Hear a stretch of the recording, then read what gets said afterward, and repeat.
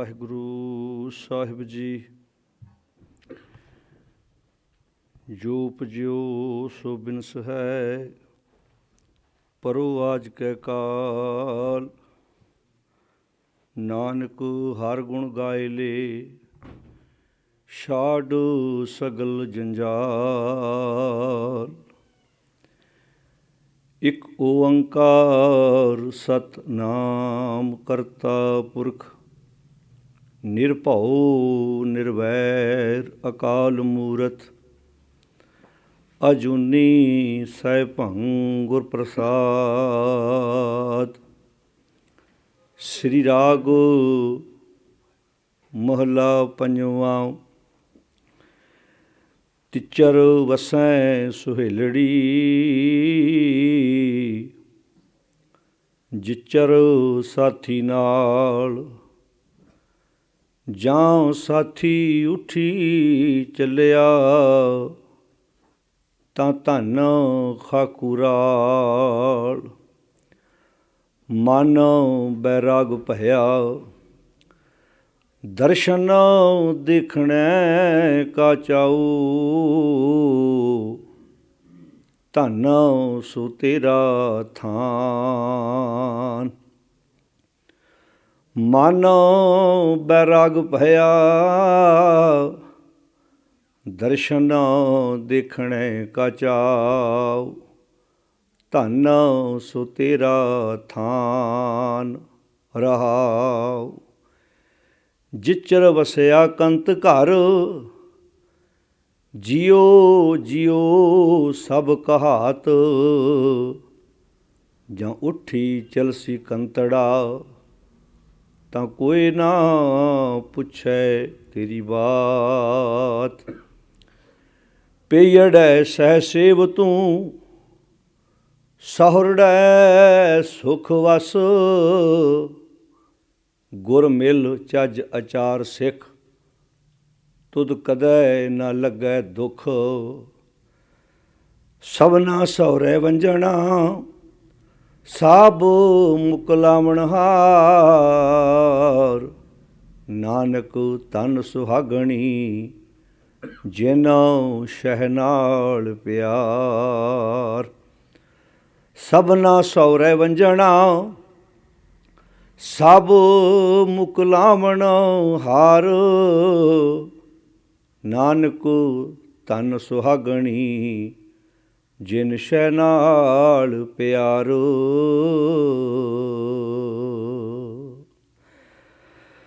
ਪਰਮ ਸਨਮਾਨਯੋਗ ਧੰਨ ਧੰਨ ਸ਼ਬਦ ਗੁਰੂ ਸ੍ਰੀ ਗੁਰੂ ਗ੍ਰੰਥ ਸਾਹਿਬ ਜੀ ਦੀ ਪਾਵਨ ਗੋਦ ਵਿੱਚ ਜੁੜ ਬੈਠੀ ਗੁਰੂ ਪਿਆਰੀ ਸਾਧ ਸੰਗਤ ਜੀਓ।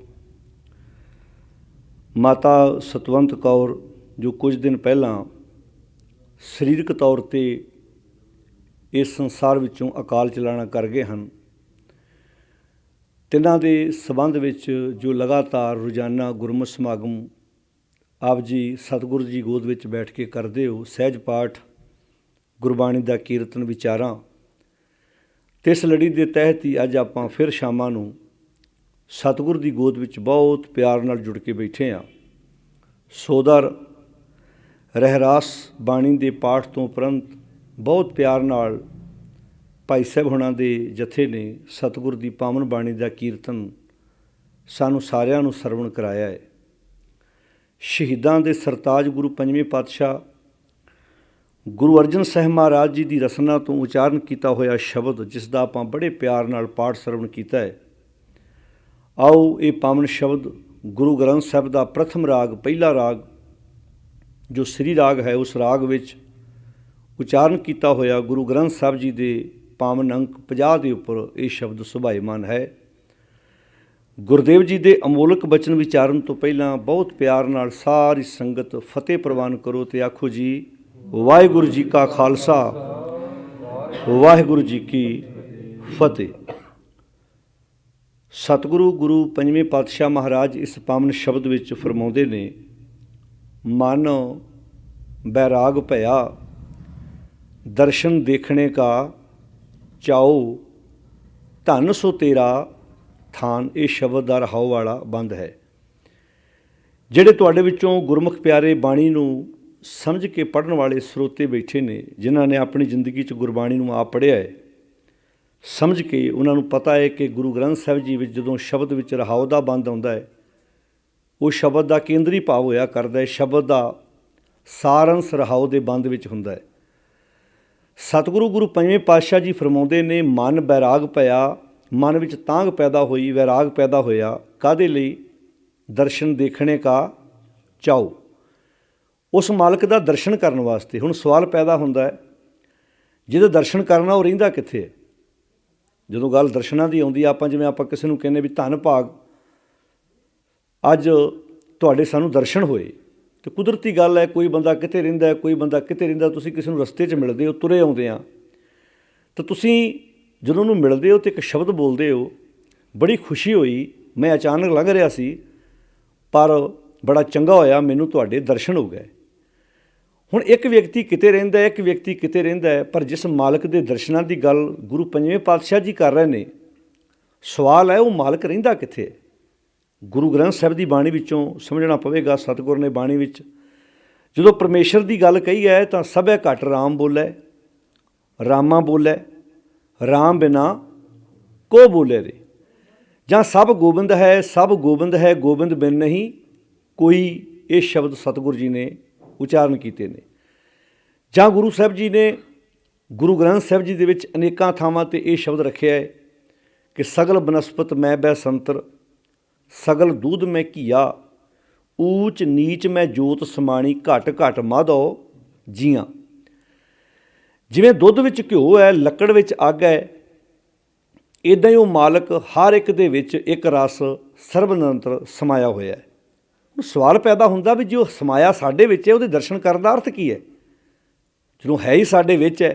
ਹੁਣ ਜਿਵੇਂ ਕੋਈ ਬੰਦਾ ਕਹਿੰਦਾ ਮੈਂ ਦੁੱਧ ਵਿੱਚੋਂ ਘਿਓ ਕੱਢਿਆ, ਦੁੱਧ ਵਿੱਚ ਘਿਓ ਕਿਸੇ ਨੇ ਪਾਸਿਓਂ ਨਹੀਂ ਪਾਇਆ, ਦੁੱਧ ਦਾ ਇੱਕ ਘਿਓ ਰੂਪ ਹੈ, ਯਾਨੀ ਕਿ ਦੁੱਧ ਵਿੱਚੋਂ ਘਿਓ ਕੱਢਣਾ ਭਾਵ ਦੁੱਧ ਨੂੰ ਜਾਗ ਲਾਈ, ਗਰਮ ਕੀਤਾ, ਉਸ ਤੋਂ ਬਾਅਦ ਉਹਨੂੰ ਟਿਕਾਇਆ, ਦਹੀਂ ਬਣਿਆ, ਦਹੀਂ ਨੂੰ ਮੁੜ ਕੇ ਰਿੜਕਿਆ, ਉਹਦੇ ਵਿੱਚੋਂ ਮੱਖਣ ਨਿਕਲਿਆ। ਇਹਦਾ ਮਤਲਬ ਜਿਹੜਾ ਦਹੀਂ ਹੈ, ਮੱਖਣ ਹੈ, ਲੱਸੀ ਹੈ, ਉਹ ਦੁੱਧ ਦਾ ਹੀ ਇੱਕ ਰੂਪ ਹੈ, ਯਾਨੀ ਕਿ ਉਹ ਕੋਈ ਵੱਖਰੀ ਚੀਜ਼ ਨਹੀਂ ਹੈ। ਜਦੋਂ ਸਤਿਗੁਰੂ ਜੀ ਇਹ ਸ਼ਬਦ ਰੱਖਦੇ ਨੇ ਕਿ ਉਹ ਸਾਰਿਆਂ ਵਿੱਚ ਇੱਕ ਰਸ ਸਮਾਇਆ, ਫਿਰ ਦਰਸ਼ਨ ਕਰਨ ਦਾ ਕੀ ਅਰਥ ਹੈ? ਤਾਂ ਅਸੀਂ 12 ਮਾਹ ਦੀ ਬਾਣੀ, ਜਿਹੜੀ 12 ਮਾਹ ਬਾਣੀ 2 ਵਾਰ ਉਚਾਰਨ ਕੀਤੀ। ਇੱਕ ਤੁਖਾਰੀ ਰਾਗ ਵਿੱਚ ਹੈ ਗੁਰੂ ਨਾਨਕ ਸਾਹਿਬ ਜੀ ਦੀ, ਇੱਕ ਮਾਝ ਰਾਗ ਵਿੱਚ ਹੈ ਜਿਹੜੀ ਗੁਰੂ ਪੰਜਵੇਂ ਪਾਤਸ਼ਾਹ ਜੀ ਦੀ ਹੈ। ਉਹਦੇ ਵਿੱਚ ਜਦੋਂ ਸਤਿਗੁਰੂ ਜੀ, ਜਿਵੇਂ ਆਪਾਂ ਇੰਗਲਿਸ਼ ਦੇ ਮਹੀਨੇ, ਅੰਗਰੇਜ਼ੀ ਮਹੀਨੇ ਜਿਹਨੂੰ ਆਪਾਂ ਕਹਿੰਦੇ ਹਾਂ 1 ਜਨਵਰੀ ਹੈ, ਅਖੀਰਲਾ ਦਸੰਬਰ ਹੈ, ਇਹਦਾ ਜਿਹੜੇ ਦੇਸੀ ਮਹੀਨੇ ਹੈ ਉਹ ਪਹਿਲਾ ਚੇਤ ਹੈ ਅਤੇ ਅਖੀਰਲਾ ਫੱਗਣ ਹੈ। ਜਦੋਂ ਪਹਿਲੇ ਹੁਣ ਮਹੀਨਿਆਂ ਦਾ ਨਾਂ ਵਰਤ ਕੇ ਸਤਿਗੁਰੂ ਨੇ ਮੈਸੇਜ ਬੜਾ ਪਿਆਰਾ ਦਿੱਤਾ ਹੈ। ਜਦੋਂ ਸਤਿਗੁਰੂ ਨੇ ਚੇਤ ਦੀ ਗੱਲ ਕੀਤੀ, ਵੈਸਾਖ ਦੀ ਗੱਲ ਕੀਤੀ, ਜੇਠ ਦੀ ਗੱਲ ਕੀਤੀ, ਹਾੜ ਦੀ, ਸਾਉਣ ਦੀ, ਭਾਦੋਂ ਦੀ, ਅੱਸੋਂ ਦੀ, ਕੱਤੇ ਦੀ, ਇਹਨਾਂ ਮਹੀਨਿਆਂ ਦਾ ਨਾਮ ਲੈ ਕੇ ਮੈਸੇਜ ਬੜਾ ਪਿਆਰਾ ਦਿੱਤਾ ਹੈ। ਹੁਣ ਸਤਿਗੁਰੂ ਜੀ ਕਹਿੰਦੇ ਚੇਤ ਗੋਬਿੰਦ ਅਰਾਧਿਆ, ਸਾਰੇ ਬੋਲੋ ਜਿਹਨਾਂ ਨੂੰ ਬਾਣੀ ਆਉਂਦੀ ਨਾਲ ਨਾਲ, ਚੇਤ ਗੋਬਿੰਦ ਅਰਾਧਿਆ, ਹੋਵੇ ਆਨੰਦ ਘਣਾ, ਘਣਾ ਆਨੰਦ ਬਹੁਤ ਜ਼ਿਆਦਾ। ਜੇ ਚੇਤ ਦੇ ਮਹੀਨੇ ਰਾਹੀਂ, ਇੱਕ ਚੇਤ ਸ਼ਬਦ ਰਾਹੀਂ ਇੱਕ ਮੈਸੇਜ ਦਿੱਤਾ, ਗੋਬਿੰਦ ਨੂੰ ਅਰਾਧੋ, ਸੱਚ ਨਾਲ ਜੁੜੋ, ਜ਼ਿੰਦਗੀ 'ਚ ਘਣਾ ਆਨੰਦ ਪ੍ਰਾਪਤ ਹੋਏਗਾ। ਹੁਣ ਇਹ ਦੇਸੀ ਮਹੀਨਾ ਪਹਿਲਾ ਹੈ। ਜਦੋਂ 12ਵਾਂ ਮਹੀਨੇ 'ਤੇ ਗੱਲ ਗਈ, ਉੱਥੇ ਕਿਹਾ ਫਲਗੁਣ ਆਨੰਦ ਉਪਾਰਜਨਾ। ਦੇਖੋ ਪਹਿਲੇ ਮਹੀਨੇ ਤੋਂ ਆਨੰਦ ਦੀ ਗੱਲ ਸ਼ੁਰੂ ਹੋਈ, ਅਤੇ 12ਵੇਂ ਮਹੀਨੇ 'ਤੇ ਵੀ ਆਣ ਕੇ ਉਹ ਸ਼ਬਦ ਵਰਤਿਆ, ਕਹਿੰਦੇ ਫਲਗੁਣ ਆਨੰਦ ਉਪਾਰਜਨਾ। ਕਦੋਂ? ਹਰ ਸੱਜਣ ਪ੍ਰਗਟੇ ਆਏ। ਧਿਆਨ ਨਾਲ ਸੁਣੋਗੇ ਗੱਲ ਸਮਝ ਪੈ ਜੂ। ਪ੍ਰਗਟ ਚੀਜ਼ ਉਹ ਹੁੰਦੀ ਜਿਹੜੀ ਪਹਿਲਾਂ ਮੌਜੂਦ ਹੁੰਦੀ ਹੈ।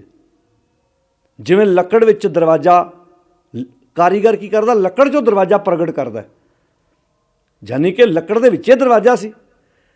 ਇੱਕ ਪੱਥਰ ਦੇ ਬਹੁਤ ਵੱਡੇ ਟੁਕੜੇ ਵਿੱਚੋਂ ਇੱਕ ਘੜਨਹਾਰਾ ਉਹਦੇ ਵਿੱਚੋਂ ਮੂਰਤੀ ਨੂੰ ਪ੍ਰਗਟ ਕਰਦਾ। ਜਿਵੇਂ ਦੁੱਧ ਵਿੱਚੋਂ ਘਿਓ ਨੂੰ ਪ੍ਰਗਟ ਕੀਤਾ ਜਾਂਦਾ, ਯਾਨੀ ਕਿ ਦੁੱਧ ਵਿੱਚ ਹੀ ਘਿਓ ਸੀ।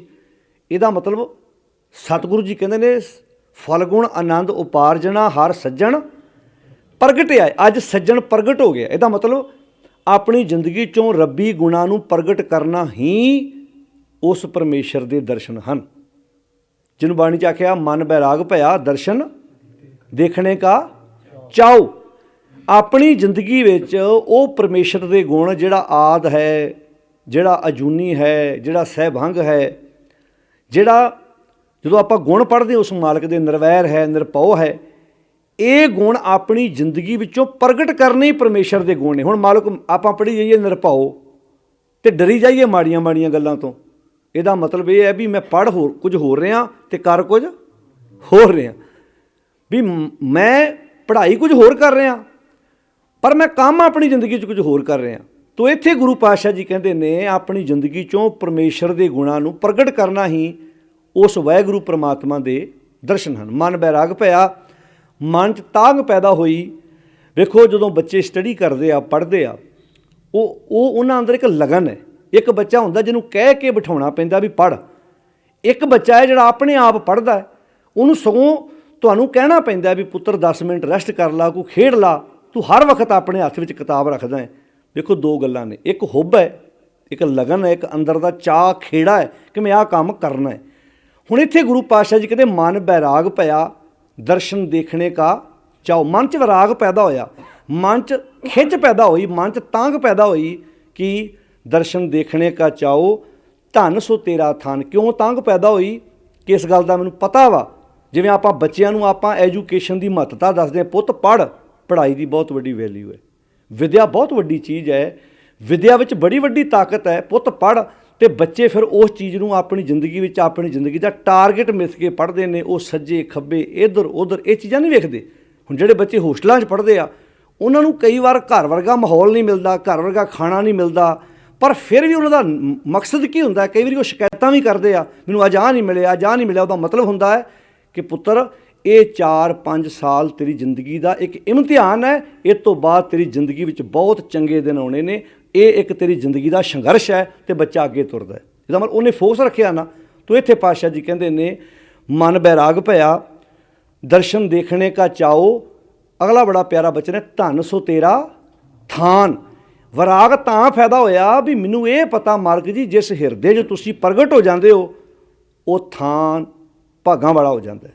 ਜਦੋਂ ਆਪਾਂ ਬਾਣੀ 'ਚ ਬਚਨ ਪੜ੍ਹਦੇ ਹਾਂ ਕਿ ਜਿੱਥੇ ਜਾਏ ਬਹਿ ਮੇਰਾ ਸਤਿਗੁਰੂ, ਸੋ ਥਾਨ ਸੁਹਾਵਾ ਰਾਮ ਰਾਜ। ਜਾਂ ਸਾਤ ਧਰਤ ਪਈ ਹਰਿਆਵਲੀ, ਜਿੱਥੇ ਮੇਰਾ ਸਤਿਗੁਰ ਬੈਠਾ ਆਏ। ਹੁਣ ਕੀ ਜਿੱਥੇ ਮਹਾਰਾਜ ਦਾ ਪ੍ਰਕਾਸ਼ ਕਰੀਏ ਉੱਥੇ ਘਾਹ ਉੱਗ ਪੈਂਦਾ ਹੈ, ਬੂਟੇ ਉੱਗ ਪੈਂਦੇ ਨੇ ਹਰੇ। ਉਹਦਾ ਮਤਲਬ ਕੀ? ਉਹਦਾ ਮਤਲਬ ਹੈ ਜਿਸ ਹਿਰਦੇ ਰੂਪੀ ਧਰਤੀ ਦੇ ਵਿੱਚ, ਜਿਸ ਹਿਰਦੇ 'ਚ ਗੁਰੂ ਦਾ ਸ਼ਬਦ ਆਣ ਕੇ ਟਿਕ ਗਿਆ, ਸਾ ਧਰਤੀ ਪਈ ਹਰਿਆਵਲੀ, ਜਿੱਥੇ ਮੇਰਾ ਸਤਿਗੁਰ ਬੈਠਾ ਹੈ, ਜਿਸ ਹਿਰਦੇ ਰੂਪੀ ਧਰਤੀ ਦੇ ਵਿੱਚ, ਭਾਵ ਜਿਸ ਹਿਰਦੇ 'ਚ ਗੁਰੂ ਦਾ ਸ਼ਬਦ, ਗੁਰੂ ਦੀ ਸਿੱਖਿਆ ਆਣ ਕੇ ਟਿਕ ਗਈ, ਉਹ ਹਿਰਦਾ ਹਰਿਆ ਹੋ ਜਾਂਦਾ। ਜਿਵੇਂ ਆਪਾਂ ਬਸੰਤ ਕੀ ਵਾਰ 'ਚ ਪੜ੍ਹਦੇ ਹਾਂ, ਹਰ ਕਾ ਨਾਮ ਧਿਆਏ ਕੈ ਹੋ ਹਰਿਆ ਭਾਈ। ਕੀ ਮਤਲਬ? ਜੇ ਪ੍ਰਮਾਤਮਾ ਦਾ ਜਿਹੜਾ ਨਾਮ ਜਪਦਾ ਉਹ ਹਰਿਆ ਹੋ ਜਾਂਦਾ, ਉਹਦਾ ਰੰਗ ਹਰਿਆ ਹੋ ਜਾਂਦਾ? ਨਹੀਂ। ਇੱਥੇ ਹਰਿਆਵਲ ਦਾ ਅਰਥ ਹੈ ਹਰੀ ਉਹ ਚੀਜ਼ ਹੁੰਦੀ ਜਿਹੜੀ ਧੁਰੇ ਨਾਲ ਜੁੜੀ ਹੋਵੇ, ਜਿਹੜੀ ਮੂਲ ਨਾਲ ਜੁੜੀ ਹੋਵੇ। ਦਰਖਤ ਉਹ ਹਰਿਆ ਹੁੰਦਾ, ਪੌਦਾ ਉਹ ਹਰਿਆ ਹੁੰਦਾ ਜਿਹੜਾ ਆਪਣੇ ਧੁਰੇ ਨਾਲ, ਆਪਣੇ ਮੂਲ ਨਾਲ ਜੁੜਿਆ। ਅਤੇ ਇੱਕ ਹਰਿਆਵਲ, ਹਰੀ ਚੀਜ਼ ਦਾ ਸਭ ਤੋਂ ਵੱਡਾ ਫਾਇਦਾ ਕੀ ਹੁੰਦਾ ਹੈ? ਉਹ ਫਲੈਕਸੀਬਲ ਹੁੰਦਾ। ਤੁਸੀਂ ਵੇਖਿਆ ਜਿਹੜੀ ਹਰੀ ਟਾਹਣੀ ਹੁੰਦੀ ਹੈ, ਜਿੱਦਾਂ ਮਰਜ਼ੀ ਮੋੜੀ ਜਾਓ ਉਹ ਮੁੜਦੀ ਜਾਂਦੀ ਹੈ, ਪਰ ਜੇ ਉਹ ਟਾਹਣੀ ਸੁੱਕ ਜਾਏ, ਤੁਸੀਂ ਮਾੜਾ ਜਿਹਾ ਮੋੜਨ ਦਾ ਯਤਨ ਕਰੋਗੇ, ਲੱਕ 'ਚੋਂ ਕੜਾਕ ਕਰਕੇ ਟੁੱਟ ਜਾਏਗੀ, ਪਰ ਉਹ ਮੁੜ ਨਹੀਂ ਸਕਦੀ। ਯਾਨੀ ਕਿ ਜਿਹੜਾ ਨਾਮ ਜਪਦਾ ਹੈ, ਜਿਹੜਾ ਗੁਣਾਂ ਨੂੰ ਪ੍ਰਗਟ ਕਰਦਾ ਹੈ, ਜਿਹੜਾ ਚੰਗੇ ਕੰਮ ਕਰਦਾ, ਉਹ ਫਲੈਕਸੀਬਲ ਹੁੰਦਾ ਹੈ। ਉਹ ਜ਼ਿੰਦਗੀ ਦੇ ਵਿੱਚ ਰਿਸ਼ਤਿਆਂ ਨੂੰ ਬਚਾਉਂਦਾ ਹੈ, ਅੱਗੇ ਵੱਧਦਾ ਹੈ, ਜ਼ਿੰਦਗੀ ਵਿੱਚ ਕਾਮਯਾਬ ਹੁੰਦਾ ਹੈ। ਉਹ ਹੰਕਾਰ ਕੋ ਤੁਸੀਂ ਵੇਖੋ, ਇੱਕ ਦਰਖਤ ਹੈ, ਜਿੰਨਾ ਛੋਟਾ ਹੈ ਉਨੀ ਉਹ 'ਚ ਕੋਮਲਤਾ ਹੈ। ਜਿਉਂ-ਜਿਉਂ ਦਰਖਤ ਵੱਡਾ ਹੁੰਦਾ ਜਾਂਦਾ, ਉਹਨੂੰ ਬਾਣੀ 'ਚ ਇੰਝ ਵੀ ਲਿਖਿਆ, ਜੈਸੀ ਉਪਜੀ ਪੇੜ ਤੈ ਤੈਸੀ ਨਿਭੈ ਓੜ, ਹੀਰਾ ਕਿਸ ਕਾ ਬਪਰਾ ਪੁਜੇ ਨਾ ਰਤਨ ਕਰੋੜ। ਜਿੰਨੀ ਕੋਮਲਤਾ ਛੋਟੇ ਪੌਦੇ 'ਚ ਹੈ, ਵੱਡੇ 'ਚ ਕਿਉਂ ਨਹੀਂ ਹੁੰਦੀ? ਕਿਉਂਕਿ ਜਿਉਂ-ਜਿਉਂ ਵੱਡਾ ਹੁੰਦਾ ਜਾਂਦਾ ਉਹ 'ਚ ਕਠੋਰਤਾ ਆਉਂਦੀ ਜਾਂਦੀ। ਹਨੇਰ ਵਗਦੇ ਨੇ ਉਹ ਲੰਮਾ ਪੈ ਜਾਂਦਾ, ਪਰ ਜਿਉਂ ਹਨੇਰ ਰੋਕਦੇ ਨੇ ਦਰਖਤ ਫਿਰ ਆਪਣੀ ਜਗ੍ਹਾ 'ਤੇ ਆ ਜਾਂਦਾ ਹੈ। ਪਰ ਇੱਕ ਵਕਤ ਆਉਂਦਾ ਹੈ, ਝੱਖੜ ਵਗਦਾ ਹੈ, ਪਰ ਅੱਜ ਝੁਕਿਆ ਨਹੀਂ। ਲੱਕ 'ਚੋਂ ਝੱਖੜ ਨੇ ਤੋੜ ਕੇ ਉਹ ਮਾਰਿਆ। ਇਹ ਝੱਖੜ ਬੁਰਾਈ ਦੇ ਵਿਸ਼ਿਆਂ ਵਕਾਰਾਂ ਦੇ ਰੋਜ਼ ਜ਼ਿੰਦਗੀ ਵਿੱਚ ਵਗਦੇ ਨੇ। ਤਾਂ ਪਾਤਸ਼ਾਹ ਜੀ ਕਹਿੰਦੇ ਨੇ ਧਨ ਸੋ ਤੇਰਾ ਥਾਨ। ਮੇਰੇ ਮਨ ਵਿੱਚ ਤਾਂਘ ਤਾਂ ਪੈਦਾ ਹੋਈ ਕਿ ਉਹ ਥਾਂ ਧਨ ਹੈ, ਹੇ ਮੇਰੇ ਮਾਲ ਜੀ, ਜਿਸ ਹਿਰਦੇ ਰੂਪੀ ਘਰ ਵਿੱਚ ਤੁਸੀਂ ਪ੍ਰਗਟ ਹੁੰਦੇ ਹੋ। ਤਾਂ ਪਾਤਸ਼ਾਹ ਜੀ ਕਹਿੰਦੇ ਤਿਚਰ ਵਸੈ ਸੁਹੇਲੜੀ, ਜਿਚਰ ਸਾਥੀ ਨਾਲ। ਜਦੋਂ ਤੱਕ ਸਾਡੇ ਅੰਦਰ ਉਹ ਸੱਚ ਮਾਲਕ ਵਾਹਿਗੁਰੂ ਪ੍ਰਮਾਤਮਾ ਵਸਦਾ ਹੈ, ਰੱਬੀ ਗੁਣ ਵਸਦੇ ਨੇ, ਉਦੋਂ ਤੱਕ ਇਹ ਸਾਡੀ ਕਾਇਆ ਸੁਖੀ ਹੈ। ਤੁਸੀਂ ਬੰਦੇ ਦੇ ਵਿੱਚੋਂ ਗੁਣ ਬਾਹਰ ਕੱਢਦੇ ਹੋ ਅਤੇ ਪਸ਼ੂਆਂ ਨਾਲੋਂ ਵੀ ਭੈੜਾ ਹੈ ਮਨੁੱਖ। ਜਦੋਂ ਗੁਰੂ ਪੰਜਵੇਂ ਪਾਤਸ਼ਾਹ ਜੀ ਕਹਿੰਦੇ ਕਰਤੂਤ ਪਸ਼ੂ ਕੀ, ਮਾਨਸ ਜਾਤ ਲੋਕ ਪਚਾਰਾ ਕਰੇ ਦਿਨ ਰਾਤ। ਜਦੋਂ ਕਹਿੰਦੇ ਨੇ ਮਿਰਤਕ ਕੋ ਪਾਇਓ ਤਨ ਸਾਸਾ ਬਿਸ਼ਰਤ ਆਣ ਮਿਲਾਇਆ, ਪਸ਼ੂ ਪ੍ਰੇਤ ਮੁਗਧ ਭੈ ਸ਼ਰੋਤੇ ਹਰ ਨਾਮਾ ਮੁੱਖ ਗਾਇਆ। ਉਹਦਾ ਮਤਲਬ ਕੀ ਹੈ ਕਿ ਜੀਂਦੇ ਜੀ ਆਪਣੀ ਜ਼ਿੰਦਗੀ ਵਿੱਚ ਇਹ ਰੱਬੀ ਗੁਣਾਂ ਨੂੰ ਪ੍ਰਗਟ ਕਰਨਾ ਹੈ। ਤੋ ਇੱਥੇ ਹਜ਼ੂਰ ਕਹਿੰਦੇ ਨੇ, ਕਹਿਣ ਲੱਗੇ ਤਿੱਚਰ ਵਸੈ ਸੁਹੇਲੜੀ, ਉਦੋਂ ਤੱਕ ਇਹ ਸਾਡੀ ਕਾਇਆ, ਇਹ ਸਾਡਾ ਸਰੀਰ ਸੁਖੀ ਵਸੇਗਾ ਜਿਚਰ ਸਾਥੀ ਨਾਲ। ਸਾਥੀ ਕੌਣ ਹੈ? ਆਦ ਸੱਚ ਜੁਗਾਦ ਸੱਚ। ਸਾਥੀ ਕੌਣ ਹੈ? ਰੱਬੀ ਗੁਣ ਜਿਹੜੇ ਜ਼ਿੰਦਗੀ 'ਚੋਂ ਪ੍ਰਗਟ ਕਰਨੇ ਸੀ। ਜਦੋਂ ਤੱਕ ਗੁਣ ਨੇ, ਤੁਸੀਂ ਸੌਖੀ ਹੈ, ਤੁਹਾਡੀ ਜੇਬ ਨਾਲ ਪੈਨ ਲੱਗਾ ਹੈ, ਤੁਹਾਨੂੰ ਕੋਈ ਬੰਦਾ ਕਹਿੰਦਾ ਜੀ 1 ਮਿੰਟ ਦਿਓ ਮੈਂ ਕੁਝ ਲਿਖਣਾ ਹੈ, ਤੁਸੀਂ ਅੱਗਿਓਂ ਕਹਿ ਦਿਓ ਜੀ ਇਹ ਚੱਲਦਾ ਨਹੀਂ, ਉਹ ਤੁਹਾਡੇ ਮੂੰਹ 'ਤੇ ਤਾਂ ਨਹੀਂ ਬੋਲੇਗਾ ਪਰ ਮਨ ਚਾਕੇਗਾ ਜੇ ਚੱਲਦਾ ਨਹੀਂ ਤਾਂ ਜੇਬ ਨਾਲ ਕਿਉਂ ਲਾਇਆ। ਇਹਦਾ ਮਤਲਬ ਪੈਨ ਦਾ ਲਿਖਣਾ ਗੁਣ ਹੈ। ਜੇ ਪੈਨ ਲਿਖਦਾ ਨਹੀਂ ਤੇ ਸ਼ੋਅ ਨੂੰ ਲਾਇਆ। ਤੁਹਾਡੇ ਗੁੱਟ ਨਾਲ ਘੜੀ ਵੱਜੀ, ਅਗਲਾ ਤੁਹਾਨੂੰ ਟਾਈਮ ਪੁੱਛੇ, ਤੁਸੀਂ ਅੱਗੇ ਕਹੋ ਜੀ ਇਹ ਚੱਲਦੀ ਨਹੀਂ। ਘੜੀ ਦਾ ਚੱਲਣਾ ਗੁਣ ਹੈ। ਮੱਝ ਗਾਂ ਘਰ 'ਚ ਰੱਖੀ ਹੈ, ਮੱਝ ਗਾਂ ਦਾ ਦੁੱਧ ਦੇਣਾ ਗੁਣ ਹੈ। ਦੁੱਧ ਦਿੰਦੀ ਹੋਵੇ ਮੱਝ ਗਾਂ ਗਵਾ ਜਾਏ ਤੇ ਜਦੋਂ ਤੱਕ ਕਿਸਾਨ ਉਹਨੂੰ ਲੱਭ ਕੇ ਨਹੀਂ ਲੈ ਆਉਂਦਾ ਉਹਨੂੰ ਚੈਨ ਨਹੀਂ ਆਉਂਦੀ। ਪਰ ਕਮਾਲ ਦੀ ਗੱਲ ਤੁਸੀਂ ਵੇਖੋ, ਉਹ ਵੀ ਗਾਵਾਂ ਹੀ ਨੇ ਜਿਨ੍ਹਾਂ ਦੇ ਰੱਸੇ ਉਹਨੂੰ ਖੁਦ ਆਪਣੇ ਗਾਵਾਂ ਦੇ ਗਲੋਂ ਲਾਹ ਦੇਣੇ ਪੈਂਦੇ ਆ। ਕਿਉਂ? ਕਹਿੰਦਾ ਹੁਣ ਇਹ ਗਾਵਾਂ ਦੁੱਧ ਦੇਣ ਜੋਗੀਆਂ ਨਹੀਂ ਰਹੀਆਂ। ਬਾਣੀ 'ਚ ਲਿਖਿਆ ਦੁੱਧ ਬਿਨ ਧੇਨ ਪੰਖ ਬਿਨ ਪੰਖੀ। ਦੁੱਧ ਤੋਂ ਬਿਨਾਂ ਗਾਂ ਕਿਸੇ ਕੰਮ ਦੀ ਨਹੀਂ, ਖੰਭਾਂ ਤੋਂ ਬਿਨਾਂ ਪੰਛੀ ਕਿਸੇ ਕੰਮ ਦਾ ਨਹੀਂ। ਯਾਨੀ ਕਿ ਗੁਣ ਹੈ। ਗੁਣ ਤੋਂ ਹਰ ਕਦਰਾ ਮਾਇਕ ਹੀ ਹੈ। ਮਾਇਕ ਦਾ ਗੁਣ ਕੀ ਹੈ ਵੀ ਜੋ ਇੱਥੋਂ ਬੋਲਿਆ ਜਾ ਰਿਹਾ ਤੁਹਾਡੇ ਤੱਕ ਇਹ ਨਿਭਾ ਰਿਹਾ ਹੈ। ਹੁਣ ਇੱਕ ਮਾਇਕ 'ਚ ਪ੍ਰੋਬਲਮ ਆ ਗਈ, ਇਹਨੂੰ ਆਪਾਂ ਚੁੱਕ ਕੇ ਪਰਾਂ ਕਰ ਦੇਣਾ ਹੈ। ਦੁਬਾਰਾ ਇਹ ਜਗ੍ਹਾ ਤਾਂ ਲੈ ਪਾਏਗਾ ਜੇ ਇਹ ਆਪਣਾ ਉਹ ਗੁਣ ਦੁਬਾਰਾ ਆਪਣੀ ਜ਼ਿੰਦਗੀ 'ਚ ਲੈ ਕੇ ਆਏਗਾ। ਗੁਣ ਜ਼ਿੰਦਗੀ ਵਿੱਚ, ਗੁਣਾਂ ਤੋਂ ਬਿਨਾਂ ਕੋਈ ਚੀਜ਼ ਨਹੀਂ। ਤੁਸੀਂ ਹਰ ਇੱਕ ਚੀਜ਼ ਦਾ ਗੁਣ ਵੇਖੋਗੇ। ਜਦੋਂ ਇੱਦਾਂ ਹੀ ਸਤਿਗੁਰੂ ਜੀ ਕਹਿੰਦੇ ਤਿੱਚਰ ਵਸੈ ਸੁਹੇਲੜੀ ਜਿਚਰ ਸਾਥੀ ਨਾਲ, ਉਦੋਂ ਤੱਕ ਇਹ ਕਾਇਆ ਸੁਖੀ ਵਸਦੀ ਹੈ ਜਦੋਂ ਤੱਕ ਇਹਦਾ ਸਾਥੀ ਯਾਨੀ ਕਿ ਰੱਬੀ ਗੁਣ, ਪਰਮੇਸ਼ਰ ਕਹਿ ਲਓ, ਰੱਬੀ ਗੁਣ ਕਹਿ ਲਓ, ਜਿਹਨੂੰ ਆਪਾਂ ਬਾਣੀ 'ਚ ਇੰਝ ਵੀ ਪੜ੍ਹਦੇ ਹਾਂ ਸੂਹੀ ਰਾਗ 'ਚ, ਸੱਜਣ ਸੇਈ ਨਾਲ ਮੈਂ ਚੱਲਦਿਆਂ ਨਾਲ ਚਲਨ, ਜਿੱਥੇ ਲੇਖਾ ਮੰਗੀਏ ਤਿੱਥੇ ਖੜੇ ਦਸਨ। ਬਾਣੀ ਵਿੱਚ ਲਿਖਿਆ ਸਭ ਤੋਂ ਵਧੀਆ ਤੇ ਪਿਆਰੇ ਸੱਜਣ ਰੱਬੀ ਗੁਣ ਨੇ ਤੇਰੇ। ਇਹਨੂੰ ਵੀਰ ਵੀ ਲਿਖਿਆ ਬਾਣੀ 'ਚ, ਨਾਨਕ ਅਵਗੁਣ ਜੇਤੜੇ ਤੇ ਗਲੀ ਜੰਜੀਰ। ਜਿੰਨੇ ਅਵਗੁਣ ਨੇ ਜੰਜੀਰਾਂ ਨੇ, ਜੇ ਗੁਣ ਹੋਵਣ ਤਾਂ ਕੱਟੀਆਂ ਸੇ ਭਾਈ ਸੇ ਵੀਰ। ਇਹਨੂੰ ਇੰਝ ਸਮਝੋ ਵੀ ਗੁਣ ਬੰਦੇ ਦੇ ਭਰਾ ਤੇ ਭੈਣ ਦੋਸਤ ਮਿੱਤਰ ਆ, ਤੇ ਅਵਗੁਣ ਬੰਦੇ ਦੀਆਂ ਜੰਜੀਰਾਂ ਨੇ ਜਿਹੜੀਆਂ ਬੰਦੇ ਦਾ ਇਹਨਾਂ ਜੰਜੀਰਾਂ ਤੋਂ ਛੁੱਟਣਾ ਹੀ ਬਾਣੀ ਵਿੱਚ ਮੁਕਤੀ ਆਖਿਆ। ਇਹਨਾਂ ਜੰਜੀਰਾਂ ਨੂੰ, ਇਹਨਾਂ ਅਵਗੁਣਾਂ ਨੂੰ ਕੱਟਣਾ ਹੀ ਆਪਣੀ ਜ਼ਿੰਦਗੀ ਵਿੱਚ ਮੁਕਤੀ ਦੀ ਡੈਫੀਨੇਸ਼ਨ ਸਤਿਗੁਰ ਨੇ ਕਲੀਅਰ ਕੀਤੀ ਹੈ।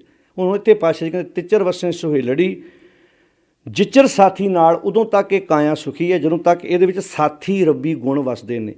ਜਾਂ ਸਾਥੀ ਉੱਠੀ ਚੱਲਿਆ, ਜਿਵੇਂ ਮੱਝ ਦੁੱਧ ਦੇਣੋਂ ਬੰਦ ਕਰ ਦੇਵੇ, ਗਾਂ ਦੁੱਧ ਦੇਣਾ ਬੰਦ ਕਰ ਦੇਵੇ ਤਾਂ ਧਨ ਖਾਕੂ ਨਾਲ ਗਾਵਾਂ ਦੀ ਕਦਰ ਹੈ। ਮੱਝਾਂ ਆ ਵੱਜਦੀਆਂ ਫਿਰਦੀਆਂ ਨੇ ਬੱਸਾਂ ਵਿੱਚ, ਟਰੱਕਾਂ ਵਿੱਚ, ਪਰ ਕੋਈ ਦੁੱਧ ਦੇਣ ਵਾਲੀ ਹੋਵੇ 20-25 ਲੀਟਰ, ਉਹ ਤੁਹਾਨੂੰ ਲੱਗਦਾ ਵੀ ਕਿਸੇ ਇੱਦਾਂ ਜਾ ਕੇ ਰੋਡ 'ਤੇ ਅਵਾਰਾ ਤੁਰੀ ਫਿਰੇਗੀ? ਸਵਾਲ ਨਹੀਂ ਪੈਦਾ ਹੁੰਦੀ। ਜਿਹੜੀ ਗਾਂ ਦੁੱਧ ਦਿੰਦੀ ਹੈ ਉਹਨੂੰ ਤਾਂ ਕਿਸਾਨ ਲੱਭ ਕੇ ਲੈ ਕੇ ਆਉਂਦਾ ਹੈ। ਤਾਂ ਧਨ ਖਾਕੂ ਨਾਲ ਇਨਸਾਨ, ਜਦੋਂ ਤੇਰੀ ਜ਼ਿੰਦਗੀ 'ਚੋਂ ਰੱਬੀ ਗੁਣ ਨਿਕਲ ਗਏ, ਤੂੰ ਭਾਵੇਂ 100 ਸਾਲ ਉਮਰ ਭੋਗ ਲਾ, ਤੂੰ ਖਾਕ ਦੀ ਢੇਰੀ ਹੈ, ਤੂੰ ਮਿੱਟੀ ਹੈ। ਜਦੋਂ ਤੂੰ ਕਿਸੇ ਦੇ ਕੰਮ ਹੀ ਨਹੀਂ ਆ ਰਿਹਾ, ਤੇਰੀ ਮਹੱਤਤਾ ਉਦੋਂ ਤੱਕ ਹੈ ਜਦੋਂ ਤੱਕ ਤੇਰੇ ਵਿੱਚ ਗੁਣ ਵਸਦੇ ਨੇ, ਤੇਰੇ ਵਿੱਚ ਚੰਗਿਆਈਆਂ ਵਸਦੀਆਂ ਨੇ। ਬੜੀ ਸੌਖੀ ਐਗਜ਼ਾਮਪਲ ਹੈ। ਸਮਾਜ ਵਿੱਚ ਤੁਸੀਂ ਵੇਖੋ, ਮਨੁੱਖ ਆਪਣੀ ਜ਼ਿੰਦਗੀ ਵਿੱਚ ਆਪਣੇ ਗੁਣਾਂ ਕਰਕੇ ਕਦਰ ਹੈ ਉਹਦੀ। ਗੁਣ ਬਾਹਰ ਕੱਢ ਦਿਓ ਤੇ ਮਨੁੱਖ ਦੀ ਕੋਈ ਵੈਲਿਊ ਨਹੀਂ, ਕੋਈ ਮਹੱਤਤਾ ਨਹੀਂ। ਮਾਂ ਬਾਪ ਨੇ ਜਨਮ ਦਿੱਤਾ ਹੈ, ਬੱਚਿਆਂ ਦਾ ਫਰਜ਼ ਬਣਦਾ ਹੈ ਮਾਂ ਬਾਪ ਦੀ ਕਦਰ ਕਰਨੀ, ਉਹਨਾਂ ਦੀ ਸੇਵਾ ਸੰਭਾਲ ਕਰਨੀ, ਉਹਨਾਂ ਦੀ ਦੇਖਭਾਲ ਕਰਨੀ। ਇਹ ਇਨਸਾਨ ਦਾ ਪਹਿਲਾ ਫਰਜ਼ ਹੈ। ਕਈ ਵਾਰੀ ਆਪਣੀ ਜ਼ਿੰਦਗੀ ਵਿੱਚ ਮੈਂ ਆਪ ਵੇਖਦਾ ਹੁੰਦਾ ਕਿ ਇੱਕ ਮਾਂ ਬਾਪ ਆਪਣੇ ਬੱਚਿਆਂ ਨੂੰ ਪਾਲਦੇ ਨੇ ਰੀਝਾਂ। ਕਈ ਵਾਰੀ ਮਾਂ ਦਾ ਦਿਲ ਕਰਦਾ ਹੁੰਦਾ ਵੀ ਆਹ ਮੈਂ ਨਵਾਂ ਸੂਟ ਲਵਾਂ, ਆਹ ਨਵੀਂ ਵਸਤੂ ਮੈਂ ਖਰੀਦਾਂ, ਪਰ ਕਹਿੰਦੀ ਨਹੀਂ, ਇਹ ਚੀਜ਼ ਮੇਰੇ ਬੱਚੇ ਨੂੰ ਚਾਹੀਦੀ ਹੈ, ਇਹ ਮੇਰੀ ਧੀ ਨੂੰ ਚਾਹੀਦੀ ਹੈ, ਮੇਰੇ ਪੁੱਤ ਨੂੰ ਚਾਹੀਦੀ ਆ। ਬਹੁਤ ਵਾਰੀ ਆਪਣੀਆਂ ਖੁਆਇਸ਼ਾਂ ਨੂੰ ਨੱਪ ਕੇ ਵੀ ਮਾਂ ਬਾਪ ਸਾਡੇ ਬੱਚਿਆਂ ਨੂੰ ਪਾਲਦੇ ਆ, ਜਵਾਨ ਕਰਦੇ ਆ, ਵੱਡੇ ਕਰਦੇ ਆ। ਤਾਂ ਇੱਕ ਸਮਾਂ ਆਉਂਦਾ ਹੈ ਜਦੋਂ ਸਮਾਜ ਵਿੱਚ ਬਜ਼ੁਰਗ ਰੁਲਦੇ। ਅੱਜ ਅਸੀਂ ਇੱਕ ਇੰਟਰਨੈਟ 'ਤੇ ਵੇਖ ਰਹੇ ਸੀ ਕਿ ਤੁਸੀਂ ਕਦੀ ਬਿਰਧ ਆਸ਼ਰਮਾਂ ਦਾ ਚੱਕਰ ਲਾ ਕੇ ਵੇਖੋ ਕਿ ਬਿਰਧ ਆਸ਼ਰਮਾਂ ਵਿੱਚ ਸੈਂਕੜੇ ਉਹ ਬਜ਼ੁਰਗ ਜਿਨ੍ਹਾਂ ਦੇ ਪੁੱਤ ਵੀ ਹੈਗੇ ਆ, ਗਾੜੀ ਪੋਤਰੇ ਵੀ ਹੈਗੇ ਆ, ਵੱਡੇ ਵੱਡੇ ਪਰਿਵਾਰ ਦੇ ਮੈਂਬਰ ਵੀ ਹੈਗੇ ਆ, ਪਰ ਬਿਰਧ ਆਸ਼ਰਮਾਂ 'ਚ ਰੁਲਦੇ ਫਿਰਦੇ ਆ। मैं कहना वो भागां वाले ने बजुर्ग जिन्हां दे परिवारक मैंबर ने, बच्चे ने, अगे पोतरे दोते दोतियां कोल बैठे ने, उन्हां नाल गल्लां बातां करन वाले ने। मगरों माफ़ करना, ये मेरियां क्लीयर जिहियां गल्लां हुंदियां ने। मगरों अडंबर करन दा कोई फायदा नहीं। जिंदगी विच जिउंदे जी सानूं इंसान दी कदर करनी चाहिदी है, क्योंकि बाणी दा वाक है कि जीवत पितर ना माने कोऊ, मूए श्राद्ध कराही, पितर भी बपरे क्यों क्यों पावें कौआ कूकर खाए। मोको कुशल बतावो कोई। कहते मैनूं ये नहीं समझ लगी भी कोई व्यक्ति चढ़ाई कर गया, ਉਹਦੇ ਤੋਂ ਬਾਅਦ मैं कोई अडंबर करा, ਇਹਦੇ ਨਾਲ मेरे घर 'ਚ खुशी किदां आजू। मोको कुशल बतावो कोई।